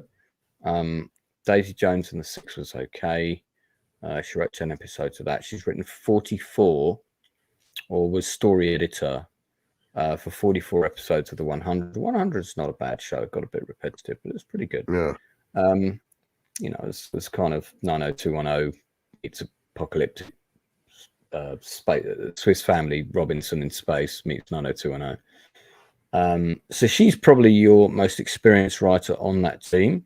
So she really should have been the lead writer, I think, on the team. Jason McLeaf's written 2 episodes. He has done 10 episodes of Heathers. He created it. And didn't Headland work on the Heathers TV show? I can look it up. Oh, that's all right. I'm on it now. Did you confirm the thing you were looking for? Well, I'm just trying to find, like I said, right now. Headland directed 4 episodes. Yeah, like you said, no. So far, it's in terms of viewership. They said, well, they've already confirmed they are working on Andor season 2, and this show is basically tied with Andor. So if Andor's getting a second season 2, that's up in the air with this one. Then again, Andor didn't cost nowhere near what this cost. But and of course, according to a variety of different sources, Lance, like it's in terms of viewership, there's no one given a definite answer if this show has a high or low viewer count. But it's still, until Disney put out a big article saying this is breaking records, I still don't see this having a big viewer count. And even other websites like Inside the Magic, a Cosmic Book News saying the Acolyte's already they've lost 80% of their viewers within the second episode. But the problem is there's so many just nothing's confirmation. It's annoying. Yeah. So we got Jasmine Florner, also worked on Heathers. So Headland's brought on a lot of people that she's worked with before. And at the end of the day, that's not a bad thing, because you want that. You want people you can trust. But if you're going to fill a writer's room with people that are not going to challenge you, in other words, a bunch of yes men, you're going to have a problem. And you still need to have someone who's your fact checker, your Star Wars buff. I just don't think any of them gave a shit, really. Yeah. I'll be honest. Just don't think they gave a shit, because it certainly doesn't show. But hey. There was some other news I thought we should talk about. Hang on, let me find it. It's on my Facebook somewhere. Yeah, no, what Dan just said, Dan, I 100% agree with you. And Lance talked about that to death. It's the biggest thing we see as fans is the fact you basically blew $200 million, which some shots this episode did have some good spaceship shots, but overall they've had episodes where they're walking for 45 minutes and you're seeing remember one episode, Lance, was the water scene back to the ship, water scene back to they use the same location 5 different times but from different angles. Where's this money going to? It's not going on CGI. The lightsaber scenes aren't that fucking expensive. Yeah, that sort of that whole visual Space Fest sequence. Okay, there's some money spent on that, but so that sort of stuff is not as expensive as it used to be. It's just not. No. I can say definitely, Lance, that well, if for argument's sake they do make a season 2, because we're still not sure yet, but the only thing that made me not want to vomit this season was the guy who played Soul. He was the best part of this show, and losing him, the actress who plays May in Ocean Stranger, they are not going to carry. For whatever viewership this season had, you're not going to carry that onto a season 2. But I don't know, man. It could get a season 2 because it's just. What I'm saying, you've got a load of powerful, people pushing. I agree with you. And according to the data, despite the viewership, there's nothing stopping us from getting a season 2. It hasn't been confirmed yet, but it's also not been denied neither. It's not been officially denied that season 2 is coming. We'll see what happens. Yeah, I'm with you, Adrian. Well, and that's what Lance, both of us feel like that. Some of the best TV shows, movies of all time, not always the highest budgets. I mean, I recommended Long Legs. Long Legs is doing fantastic at the box. So Long Legs is a low budget movie. My favorite sci-fi shows that cost a microfraction of this budget. What on earth could he be talking about?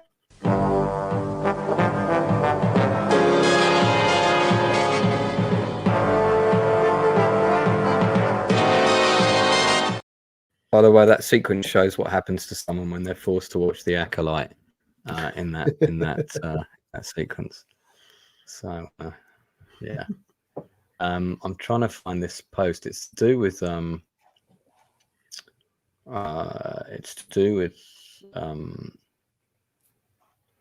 Doctor Who. Babylon. That's a good line. Babylon 5 costs $5.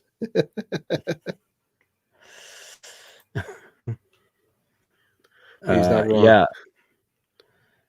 Lee, listen, mate, absolutely correct. I mean, at the end of the day, good writing is where it begins. Because if you haven't got a good script, you're fighting a losing battle from day one. Oh man, I'm getting distracted by all these kind of like TikTok videos coming up on my timeline. Lance, we gave the finale an hour and a half, which is way more than it deserved. Oh, it's all right. It's all right. Well, we can waffle and talk about some nonsense. I mean, it's been a fun, it's been an interesting 8 weeks. We'll say that. I mean, I think by episode 3, it was pretty clear to me that this show was unlikely to recover. Yeah. I just didn't see it coming back from where it was at, really.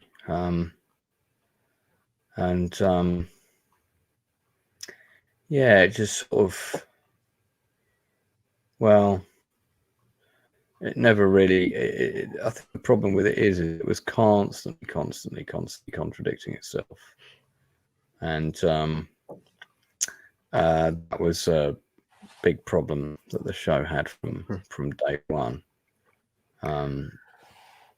Yeah, I mean, it's so many channels out there, Lance. So many people on social media they vehemently hate this show, and I'm like, with you talking about this every week, I'm like, I don't hate it in a sense. I'm just, all I see is endless missed opportunity. There's so much you could have and should have done with this premise, man. You broke away from the Skywalker saga. You have the whole High Republic era. You have excellent choreography, brand new characters, and boy, you still you dropped the ball. And I mean, and I forgive. Like, I mean, I watch Fast and Furious films. I watch Transformers films. I know what they are. I'm fine with that. And even I, as an idiot who watches films like Twister, I can see these plot points, and I'm like, man, it's like someone like me who likes dumb popcorn movies. Like I'll go watch whatever, said Black Adam or something, or a Spider-Man film, or just whatever. When I can see these plot points, I'm like, guys, come on. Let me look up on. I think the article was Future. Yeah, super chat. Oh, wicked! I'll read. Well, that's a pricey one. Future.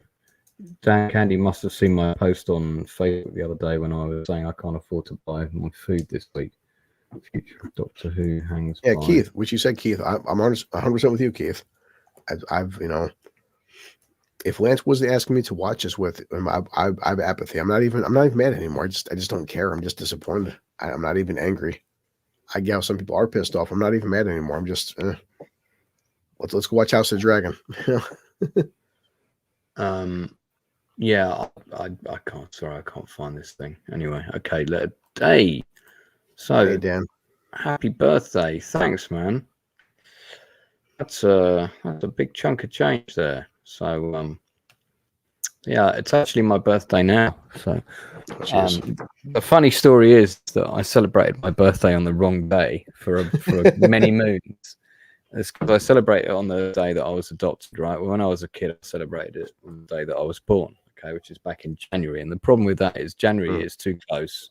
Should be telling all this on my stream later today, but January is too close to Christmas. And I cottoned on to the fact as a child that this was very bad for me, and that my sister's birthday, who was in November, she got gargantuan presents because Christmas hadn't happened yet. Yeah. And then it was Christmas and she got gargantuan presents again. But by January, there were two problems. One was my parents had no money because of all the money they'd spent on Christmas. And the second problem was all the cool toys were sold out in the toy shops because everyone had bought them for Christmas. Yeah. So that crucial space Lego set that you wanted was just not available. It was when I found out I was adopted, I think around the age of 9. Wow. And then pretty soon after that, probably around the age of 11, I said to my mum and dad, right, I want to celebrate my birthday on the day I was adopted. And my mum shouted out to my dad, because they kept all the paperwork in this big wooden dresser. Yeah. Oh, what day was Steen adopted? And Dad gets out the adoption papers and he shouts out, he goes, 28th of July. So from that day onwards, I celebrated my birthday on the 28th of July, right? I started it straight away that year. So that year I got 2 birthdays. It was very cheeky. My parents got me a tiny present in July, and then it was in 2021. I was towards the end of 2021. I was searching through all my old adoption paperwork, and I found my birth certificate. And back in the 1970s, they were all written by hand, these big, long, kind of wide bits of paper. And what my dad had done was he'd looked at the date quickly, but not looked at the wording next to it. And it was one of those ones that looks like a 2, because someone had done a big tail off the top of it. But next to it, it said the 18th of July in squiggly writing. So my dad had just looked at it really quickly and called it the wrong day. So I've been celebrating it not on the day I was adopted, but in fact, 10 days later, since I was about 13. And this, by the way, is the reason that I changed my birthday. It's science fiction, so it's on topic. This is the Lego set. This is the Lego set that was not available because everyone had sold out of it. That's the transporter. That's the smaller one. I've got all of these now, by the way. Yeah. And there's one called the One Man Fighter as well. That's the One Man Fighter. And this is the original Lego Space Range. It's the very first Lego space sets that came out. Very, very cool. See that the original 2 Lego spacemen were not Benny, who was blue, but it was a red and white figure. So you got to get your technicals correct on this stuff. Oh man, I had good times building these. Good times back in the day. See, this is more gripping than the Acolyte, right? Lego space, early stuff. Dan's right. This was when they did the backs of the boxes. They showed you the other things you could build. They would build all these, like, little variations. Now they don't do that anymore. It's kind of disappointing because it's all got very collectible, isn't it? It's weird. All my friends had Legos. I was just, big into Ninja Turtles, He-Man, G.I. Joes. That was my generation era. We had Legos, but it just wasn't like Voltron was huge. So I remember Lego Voltron. When I was a kid in middle school, this one kid, he came into the lunchroom, and I swear he was like a god, Lance. He had all 5 lions, and that, like, he was just like, he was walking on water, because to see somebody assemble all 5 lions and build Voltron, the entire, remember every kid in lunch was like just watching him build it, and like, it's Voltron, like, oh shit. It's such a, because of course, people like I mean, I couldn't afford. My parents couldn't afford all 5 lines. That was a. Let me look that up. I mean, that was an expensive venue. Hang on. So was that when you constructed it together? Did it become the Lego Voltron Legendary Defender? Let me see. I'm looking this up. Well, I'm already way ahead of you, mate. Yeah. I just remember a kid. He had all 5 lines, and it's like I'm trying to find it, but I never forget that. I was like maybe I forgot like either 7th, 8th class, probably like 11 or 12. But it's one kid came and had a Voltron. Everyone just was like, Wow. you know. I think you can actually. Looks like you can buy it retro on the Lego. Now, hey, so we should go and see if there's Lego Acolyte stuff. Well, I'm glad that Lego is still. They have like a semi resurgence where Lego. They're still pretty big out there. Actually, in my local mall, they actually have a Lego store. I'll send you pictures sometime. Like the whole store is Legos. You can just buy everything Lego. It's cool as hell. Oh no, we've got those over here, mate. Yeah. Yeah, there's a whole chain of them in this country, and there's one in every town. So this is the thing you mean, right? Because these are the different lions. Look, right? No, it wasn't Lego lines. I'm not finding this now. It's gonna bother me. No, but look, this turns into this Voltron thing. Yeah, but that's more like a Lego. We had this was like a regular, just like actual toys that would turn into Voltron. This is a Voltron toy. That's not Lego Voltron. Okay. No. I'm asking you the question. Don't tell me. Okay.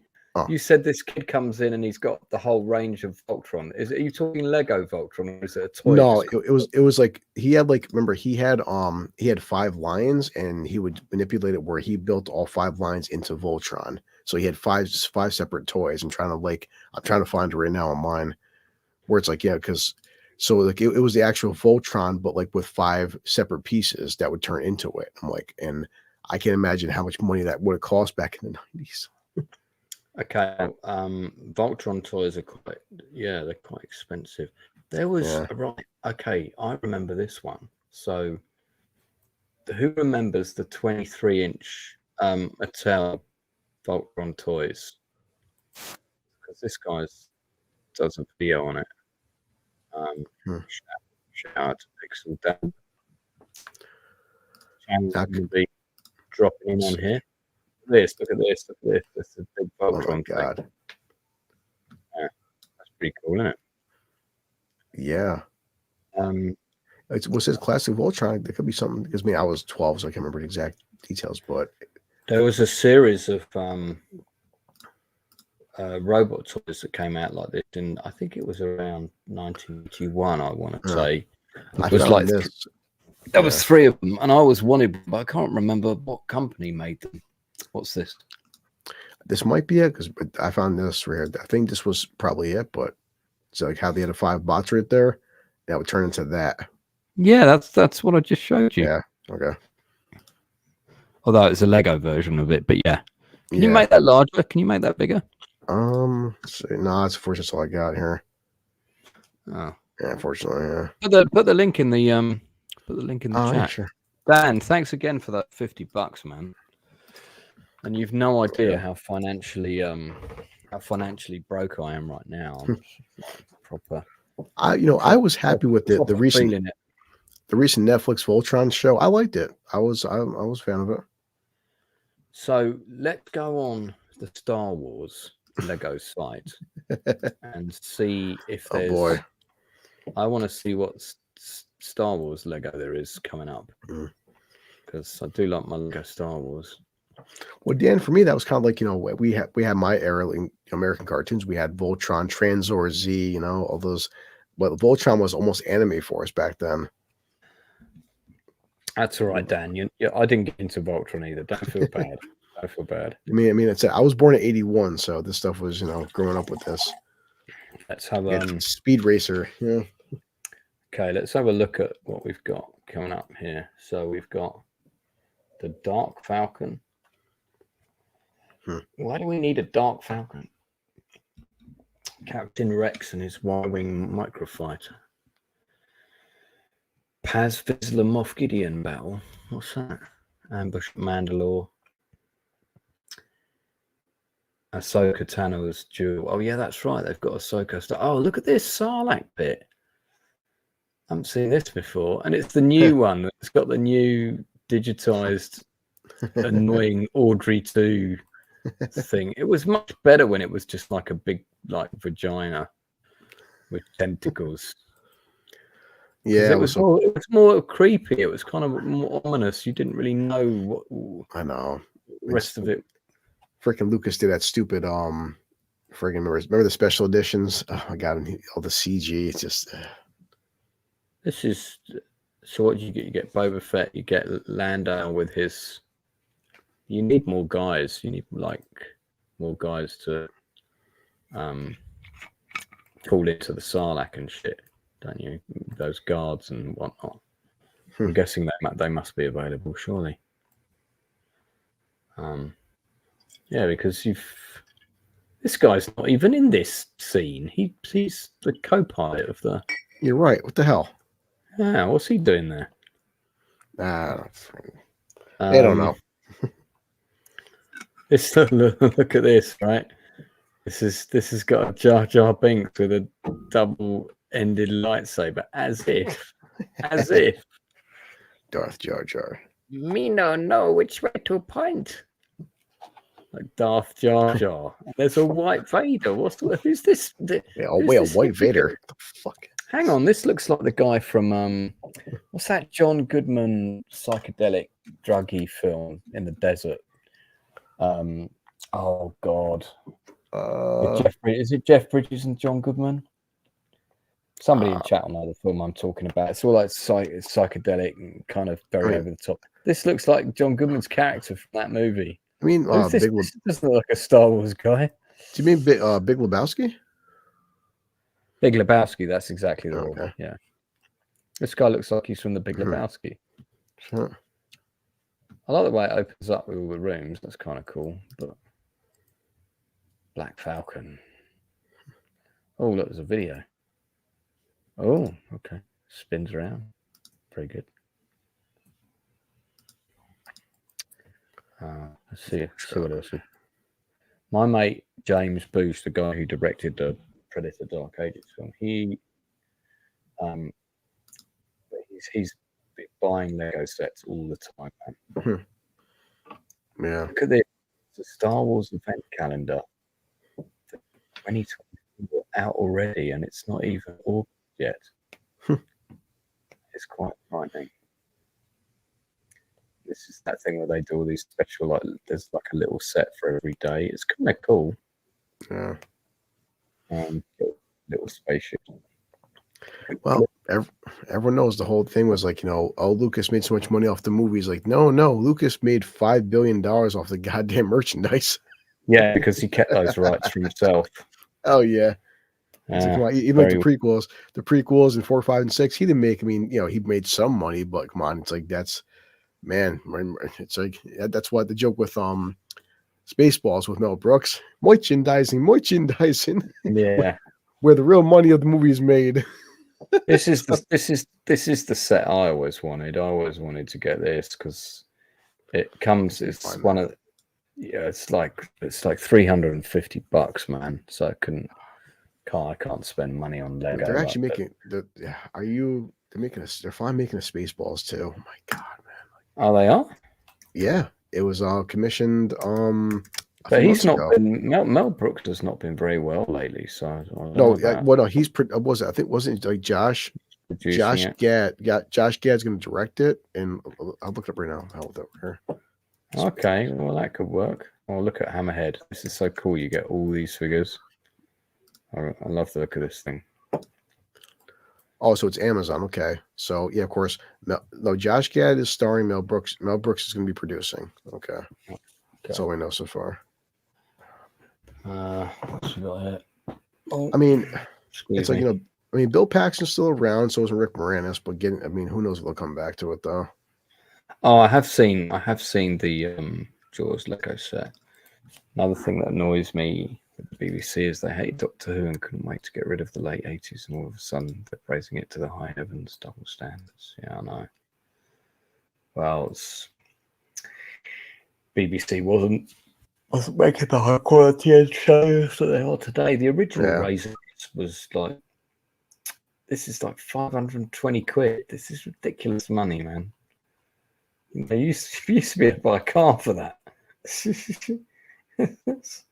like you have in for Rebel base. It's a gate and it costs £150. Lego is so expensive. Have you seen the new Lord of the Rings tower thing? No, I haven't. Oh, let me show you. It's going to be on here somewhere. Let's go to Lego sets by theme. Lord of the Rings, yeah, because you've got Indiana Jones as well. Was Lando named after Martin Lando? No, I don't think so. Here you go. Look at this. Oh, shit. Let's see the little skeleton that's hanging in. So this is like, with the eye of Sauron at the top. It's kind of it's a very, very cool set. I've seen it in the shop. It's got all these really cool rooms. With this is very, very Darth Vader's throne in it.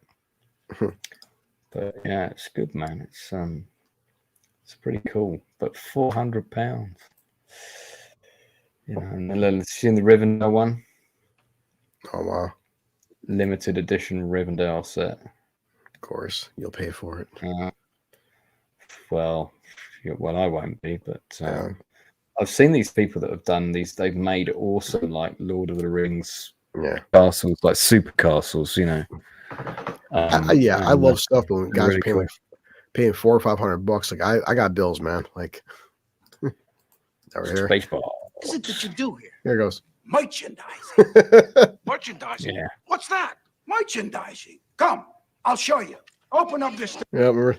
Yeah, no, I remember. It's got like t-shirts and all of that. I saw this at the opening night in Leicester Square. It was really good. They had a really big lit board with like sort of lasers and stuff, all neon wording and shit. I mean, you know, they had Star Wars soap, Star Wars underwear, Star Wars toothpaste. I mean, just name it. Yeah. God, it's everything. Yep. Merchandising. Where the real money from the movie is. The t-shirts, cereal bars, lunch boxes. The best one, remember the flamethrower. I like the fact that he's got all these kind of Oompa Loompa types, sort of, you know, making all the goods. It's really funny. Oh, the flamethrower! Yeah, a children's toy. Kids love this. Yeah, sure. We'll buy our kids a flamethrower for Christmas. Kids love this. In fact, it says a children's toy on it. Like, oh, what a comic genius! I swear. The kids love this one. God, I'm a Mog. What? Half man, half dog. I'm my own best friend. Boy. All right, Lance. Well, it's over. The power of many. Yeah. Okay. Well. Okay. So, what do you give it out of 10? I mean, this episode of 2. I'll let the spaceman again. Give it episode of 2 overall. Yeah, I mean, I give the show a 1 overall. I will give a very, very generous 2, only because of there are some kick-ass fight scenes. And actually, yeah, let me not be. Just because of that. I'd probably give this show if I'm totally honest, let me not be mean. Probably give this show a 3 out of 10 overall because the production design is good. Interior spaceship sets, stuff like that, really nicely done.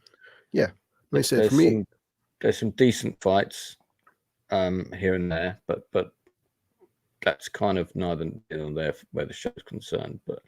And there are some good visual effects. There's some poor visual effects, but there are some good visual effects. So I give 1 point for each of those things. I can't give anything for writing, anything for acting. There are some good performances, but not enough to warrant it going up to 4 out of 10.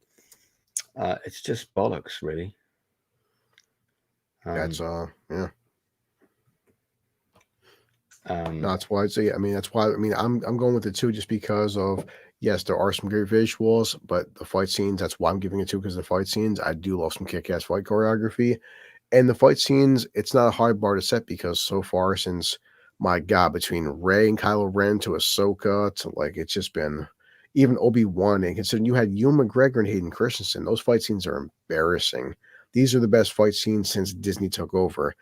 But that's not saying a lot. So I'll give it a 2 with that. And as I said, the guy who plays Soul, his name is Lee Jung-jae, and he's the only thing for me out of 8 episodes that's watchable. This guy's making, whatever, lemonade out of grapes. This poor bastard. He got paid $400,000 per episode. He earned it considering what he was given. That Soul is the only thing I enjoyed about this entire 8 episodes. He got paid how much per episode? 400,000. 400,000. Yeah, per episode, according to the websites. So 3.2 million. Yes. 3.2 million. Yeah. Well, there we are. Now we know where a lot of money went, eh?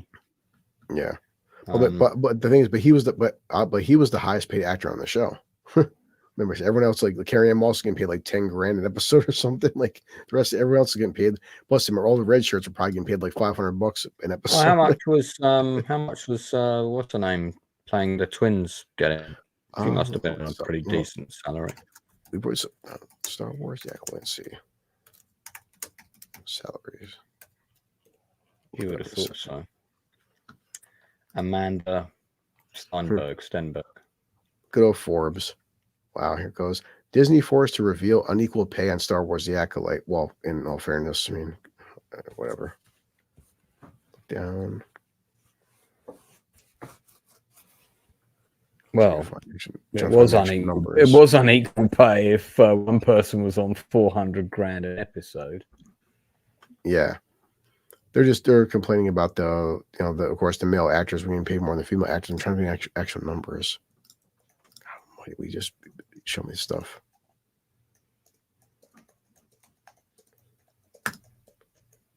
Men and women. It's funny. Every article I'm finding on Google is just like, why are the male characters paid so much more than the female characters? I don't care about that. It's considering the acting of the characters here. Acolytes, actor salaries.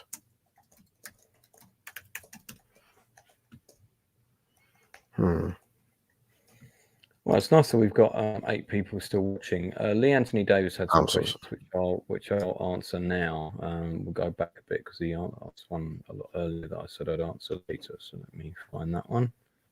Okay, I think it was. Okay, I'm sorry. So yeah, so the guy who plays Soul, he got paid according to this website, which is coming from Showbiz Galore. I'll share it to you right now. He got paid actually $300,000 per episode. Oh, okay. So 3/8 of 21, so 2.1 million.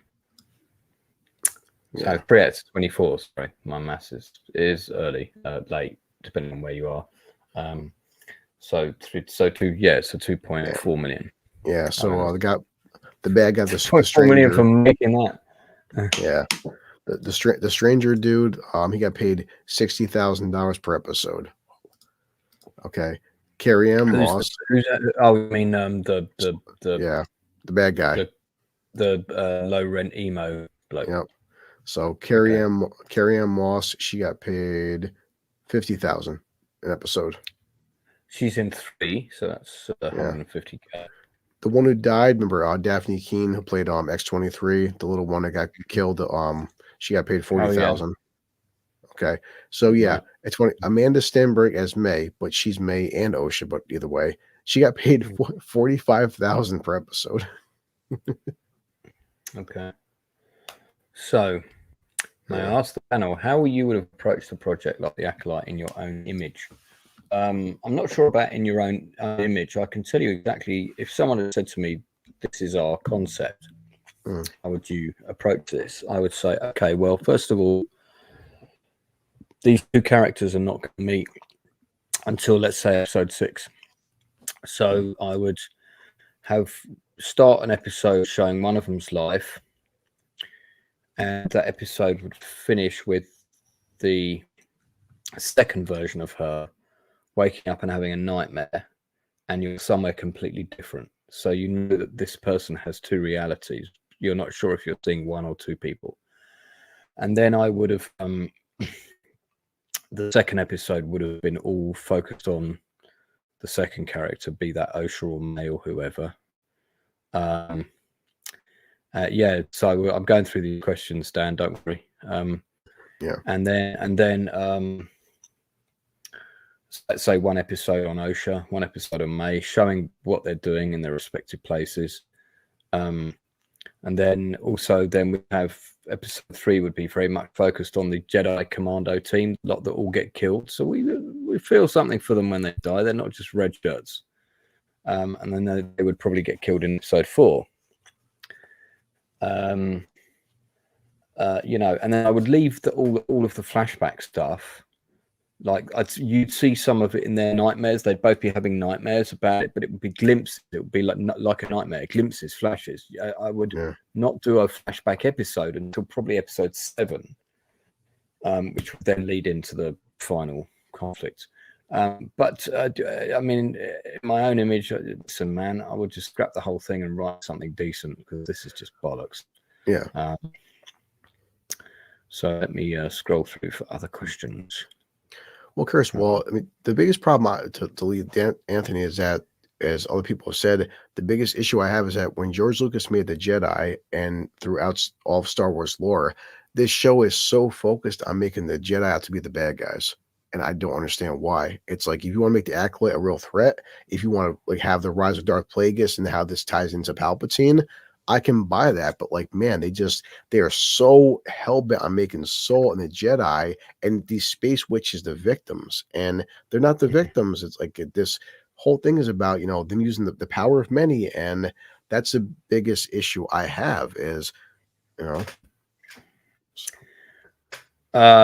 Yeah, I understand that. Anthony Davis had another question.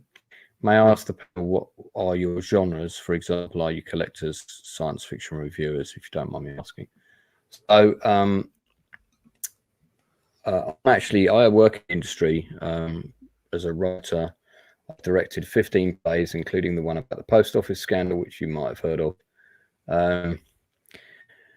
And done a couple of feature films, etc., etc. But I'm a freelance writer, and writing is what I do really well. And in lockdown, I wrote 30 scripts in lockdown. So poor writing I find inexcusable, especially at this level of show. But the Outcomes Creative channel is originally, most of the people that were on it all worked in the industry. Now but that was for lockdown.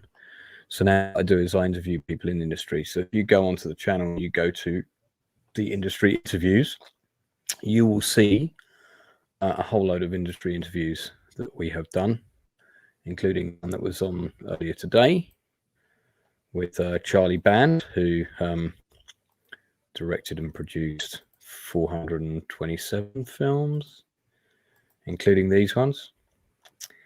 And I interviewed Milana Jackson 2 days ago, who's an absolutely phenomenally talented actress. I'm just thinking of what she could have done in a show like this with a better script.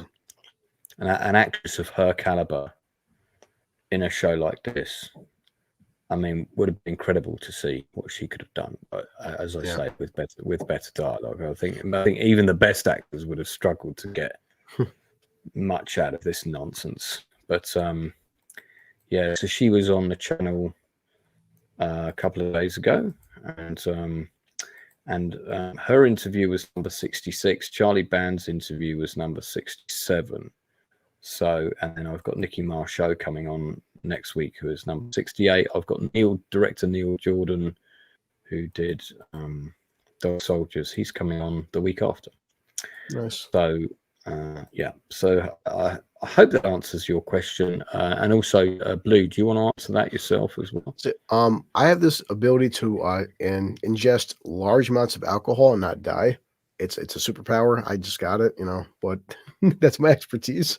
But I hang out with people like Lance or Critical Drinker. Just I made a channel. I just talk about whatever is fun for me, and I am always like motivated by people like Lance and Drinker and other people I've met through YouTube. Steen Anthony, where I have no problem criticizing something, but with my work schedule and the time that I do have, I prefer to overall talk about stuff I love versus talk about stuff I hate, because this whole current YouTube trend of hate watching, I'm burnt out of it. I'm sick of it. And like me and Lance, I think we do watch other channels. Obviously, we are the fairest and most balanced that I've seen, because I could easily just make 20 videos saying the Acolyte's the worst show I've ever seen, and that's tacky. I'm not going to do that. I could, but it's like I'm not going to milk the algorithm. And I go into every episode of this show, everything I watch with Lance, from House of the Dragon to Acolyte. I don't want to hate Star Wars. I mean, I grew up with Star Wars. I'm younger than Lance, but still, I grew up with Luke Skywalker and Darth Vader. I watched Anakin Skywalker and Obi-Wan when I was a teenager. I love this franchise as much as anybody else does. I'm just a casual fan, or and as much as I'm as a fan, trust me, there's people out there who've read 10,000 times the books and comics and toys that I have. But nobody hates Star Wars. That's the problem with these people. The fans are very passionate about this IP. This IP came out in 1977, and we're still talking about Star Wars in 2024. That's the impact of Star Wars. That's why people are so upset for, because this franchise is older than me. I'm 42 years old. This franchise is older than me, and we're still talking about it. That's why people are pissed off for. Yeah, I think that's all fair comment. I haven't got much to add to that, really. It's soul destroying, though, seeing that it's the arrogance that annoys me, of people coming in and when you see people being interviewed and they're going, they actually don't mind when they get off on upsetting people, and think it's fun. And I mean, the thing is if we were making a show and we targeted a demographic, regardless of which demographic it might be, and we said, well, we like pissing off these people because it's fun, we would be like ostracized, because that's appalling behavior. For some reason now it's deemed to be okay, and I just think this is bollocks. How is that allowed? I just don't get how this has become acceptable now to treat people this way. So that's been the biggest thing, Lance, and that could be a whole nother topic one day, or just a big discussion. But the short version is, yes, when you watch Luke Skywalker, I have 3 sisters, and my sisters grew up watching Luke Skywalker, Princess Leia. And I have black friends, I have white friends, I have Puerto Rican friends, etc. It didn't matter back then. If Luke was white or Leia, Leia was Leia, and she wasn't, whatever, she wasn't Asian. It's just, these stories are universal. Luke Skywalker could be any of us. Everyone knows the iconic scene of just a young farm boy staring off into the sunset and the dual sunset, and just, he knew his destiny was more than just being a poor moisture farmer, that his life was meant for something more. How many people are trapped in this small town and they want to get out? They know they're meant for more. These stories should transcend time and genres. That's the issue, like Lance would say, is that the current trend is we're only targeting a certain audience, and we're pissing off the rest of the audience. The original films were not about pissing anybody off. It was just, space battles. That's it. Good versus evil. That's it. It's simple. Jedi good, Sith bad. Pretty simple. It's not complicated, guys. It was pretty simple themes and stories. Yeah. And yes, Lee Anthony does have a YouTube channel. Please also subscribe. Please also subscribe to mine. Which tomorrow I'll be talking about Twisters. I'm looking forward to seeing. See. Yeah, I've put your link in the chat, mate. I thought it was already down below, but it Twister Part 2. It's bigger Twisters. So bigger Twisters. That's all it is. Are you doing with Enzo? Well, he's doing the other. We'll see what he wants to do. But me and Wes. What was that? Oh yeah, no. He's covering Night of the Twisters, isn't he? He made a joke because YouTube blocked his Twister video, so he put up Night of the Twisters by himself. Our video is on Rumble because YouTube blocked his video. So all right. I don't get it. I don't understand the YouTube algorithm. I'm just here to have fun, but I don't understand copyright issues. So yeah, it's kind of kind of annoying. It's kind of annoying, but that's how it goes. So okay, let's talk about what we got coming up. So I've got the birthday. I've got a birthday stream in about 12 hours. I'll be back on here just talking about nonsense. But the more interesting stuff is we've got Band of Brothers coming up. On Sunday, we're doing episode 10. We might have one of the cast coming on with us as well, so that would be nice. Monday, we're reviewing House of the Dragon season 2. It will be episode 6, I think. Yeah, which again, I mean, I was kind of critical of 5, but I love this show. Trust me, I still like it. Yeah. Oh yeah, no, it's. I mean, I was more critical than you guys, but like, don't for a second think that like House of the Dragon so far is my favorite show of the year, hands down. So. Yeah, no, absolutely. After we finish Band of Brothers, guys, on Sundays, we are going to be doing season 1 of Spartacus. We're going to be doing 2 episodes per week, getting into deep dives on it. We're going to try and get some people from the show to come on.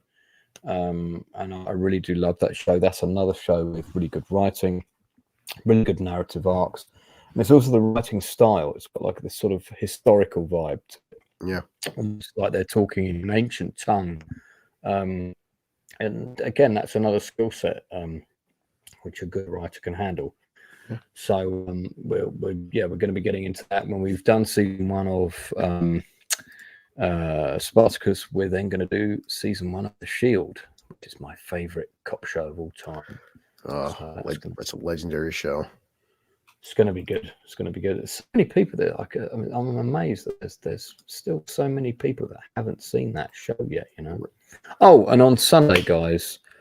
On Sunday, before I forget, at 3 p.m.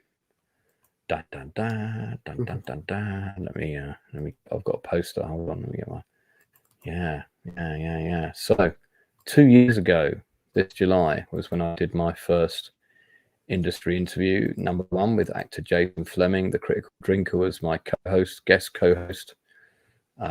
Since then, the channel's gone from strength to strength. So we have got the 2nd anniversary stream. It's on Sunday at 3 p.m. So this is before Band of Brothers. I'm going to be talking bollocks about various things. There might be a bit of a quiz and stuff. So that's on Sunday at 21st, unless I decide to go and see the all-day Lord of the Rings, but I think it's sold out. I think it's sold out already. So yes, we will be covering that mini series. We're going to do that afterwards, but season 1 first. And actually, that mini series is set before season 1 in the timeline. So I did think about starting with that, to be honest. And maybe when I rewatch it, that's what I might do. We'll see. We'll see. But yeah, R.I.P. Andy Whitfield. We're going to be talking about his legacy on the show, getting to a whole load of other things. So, anything else you want to plug, mate? No. So tomorrow is Twisters, and then actually, Lance, what I'm going to do is I'll let you know. Updated, but yeah, I'll binge this entire season since we've already suffered it. I'm gonna get a nice bottle of whiskey and just try to maybe have some fun with this, make a comedy out of it. But we'll be on for Band of Brothers. Yeah, I might do a video. I don't know. I should, because that's what everybody likes, and it seems to make people money. But I'm more interested in doing stuff I'm actually interested in. Yeah, just drifting for subscribers of crap. I figured if maybe I can have fun with it and make people laugh, then hey, I'm happy with that. So yeah. Well, welcome to the channel, Lee Anthony. Thanks for coming on, mate. Appreciate you. Also some very some very good and intelligent questions, which we always like those. We like Oh yeah. those. So yes, I'm going to be. I guess I've got to pack away. Do you want to see my game map that I've been designing before we end the stream? So Sure. I know you're really keen. So this is my this is a game system called Hex of Steel. Okay. And as you know, I'm a big Bridge Too Far guy. And this is, you can design scenarios. So I made this map. Oh, sure. So I made this map from scratch. So this is a Battle of Arnhem map. It only goes as far down as and that's wrong. I need to rename this hex. That's Elst, technically. So we just need to, I need to know. Oh, there we go. Yeah, okay. So good, done. Yeah, so and you can also do an order of battle as well. So I've but this is the initial setups. This is where the British land, and then these are all the German forces that are already on the map. Some of them quite far away, some of them a bit closer, and then it's all going to get pretty horrible for the British. But yeah, I spent ages doing this map, man. So it's looking good. For Outlands, I got to show this real quick. Okay. So show the picture. This is the real reveal for the Acolyte. We all know it. That's right. It's Darth Jar Jar. That's good. Like that. Sometimes I love the internet.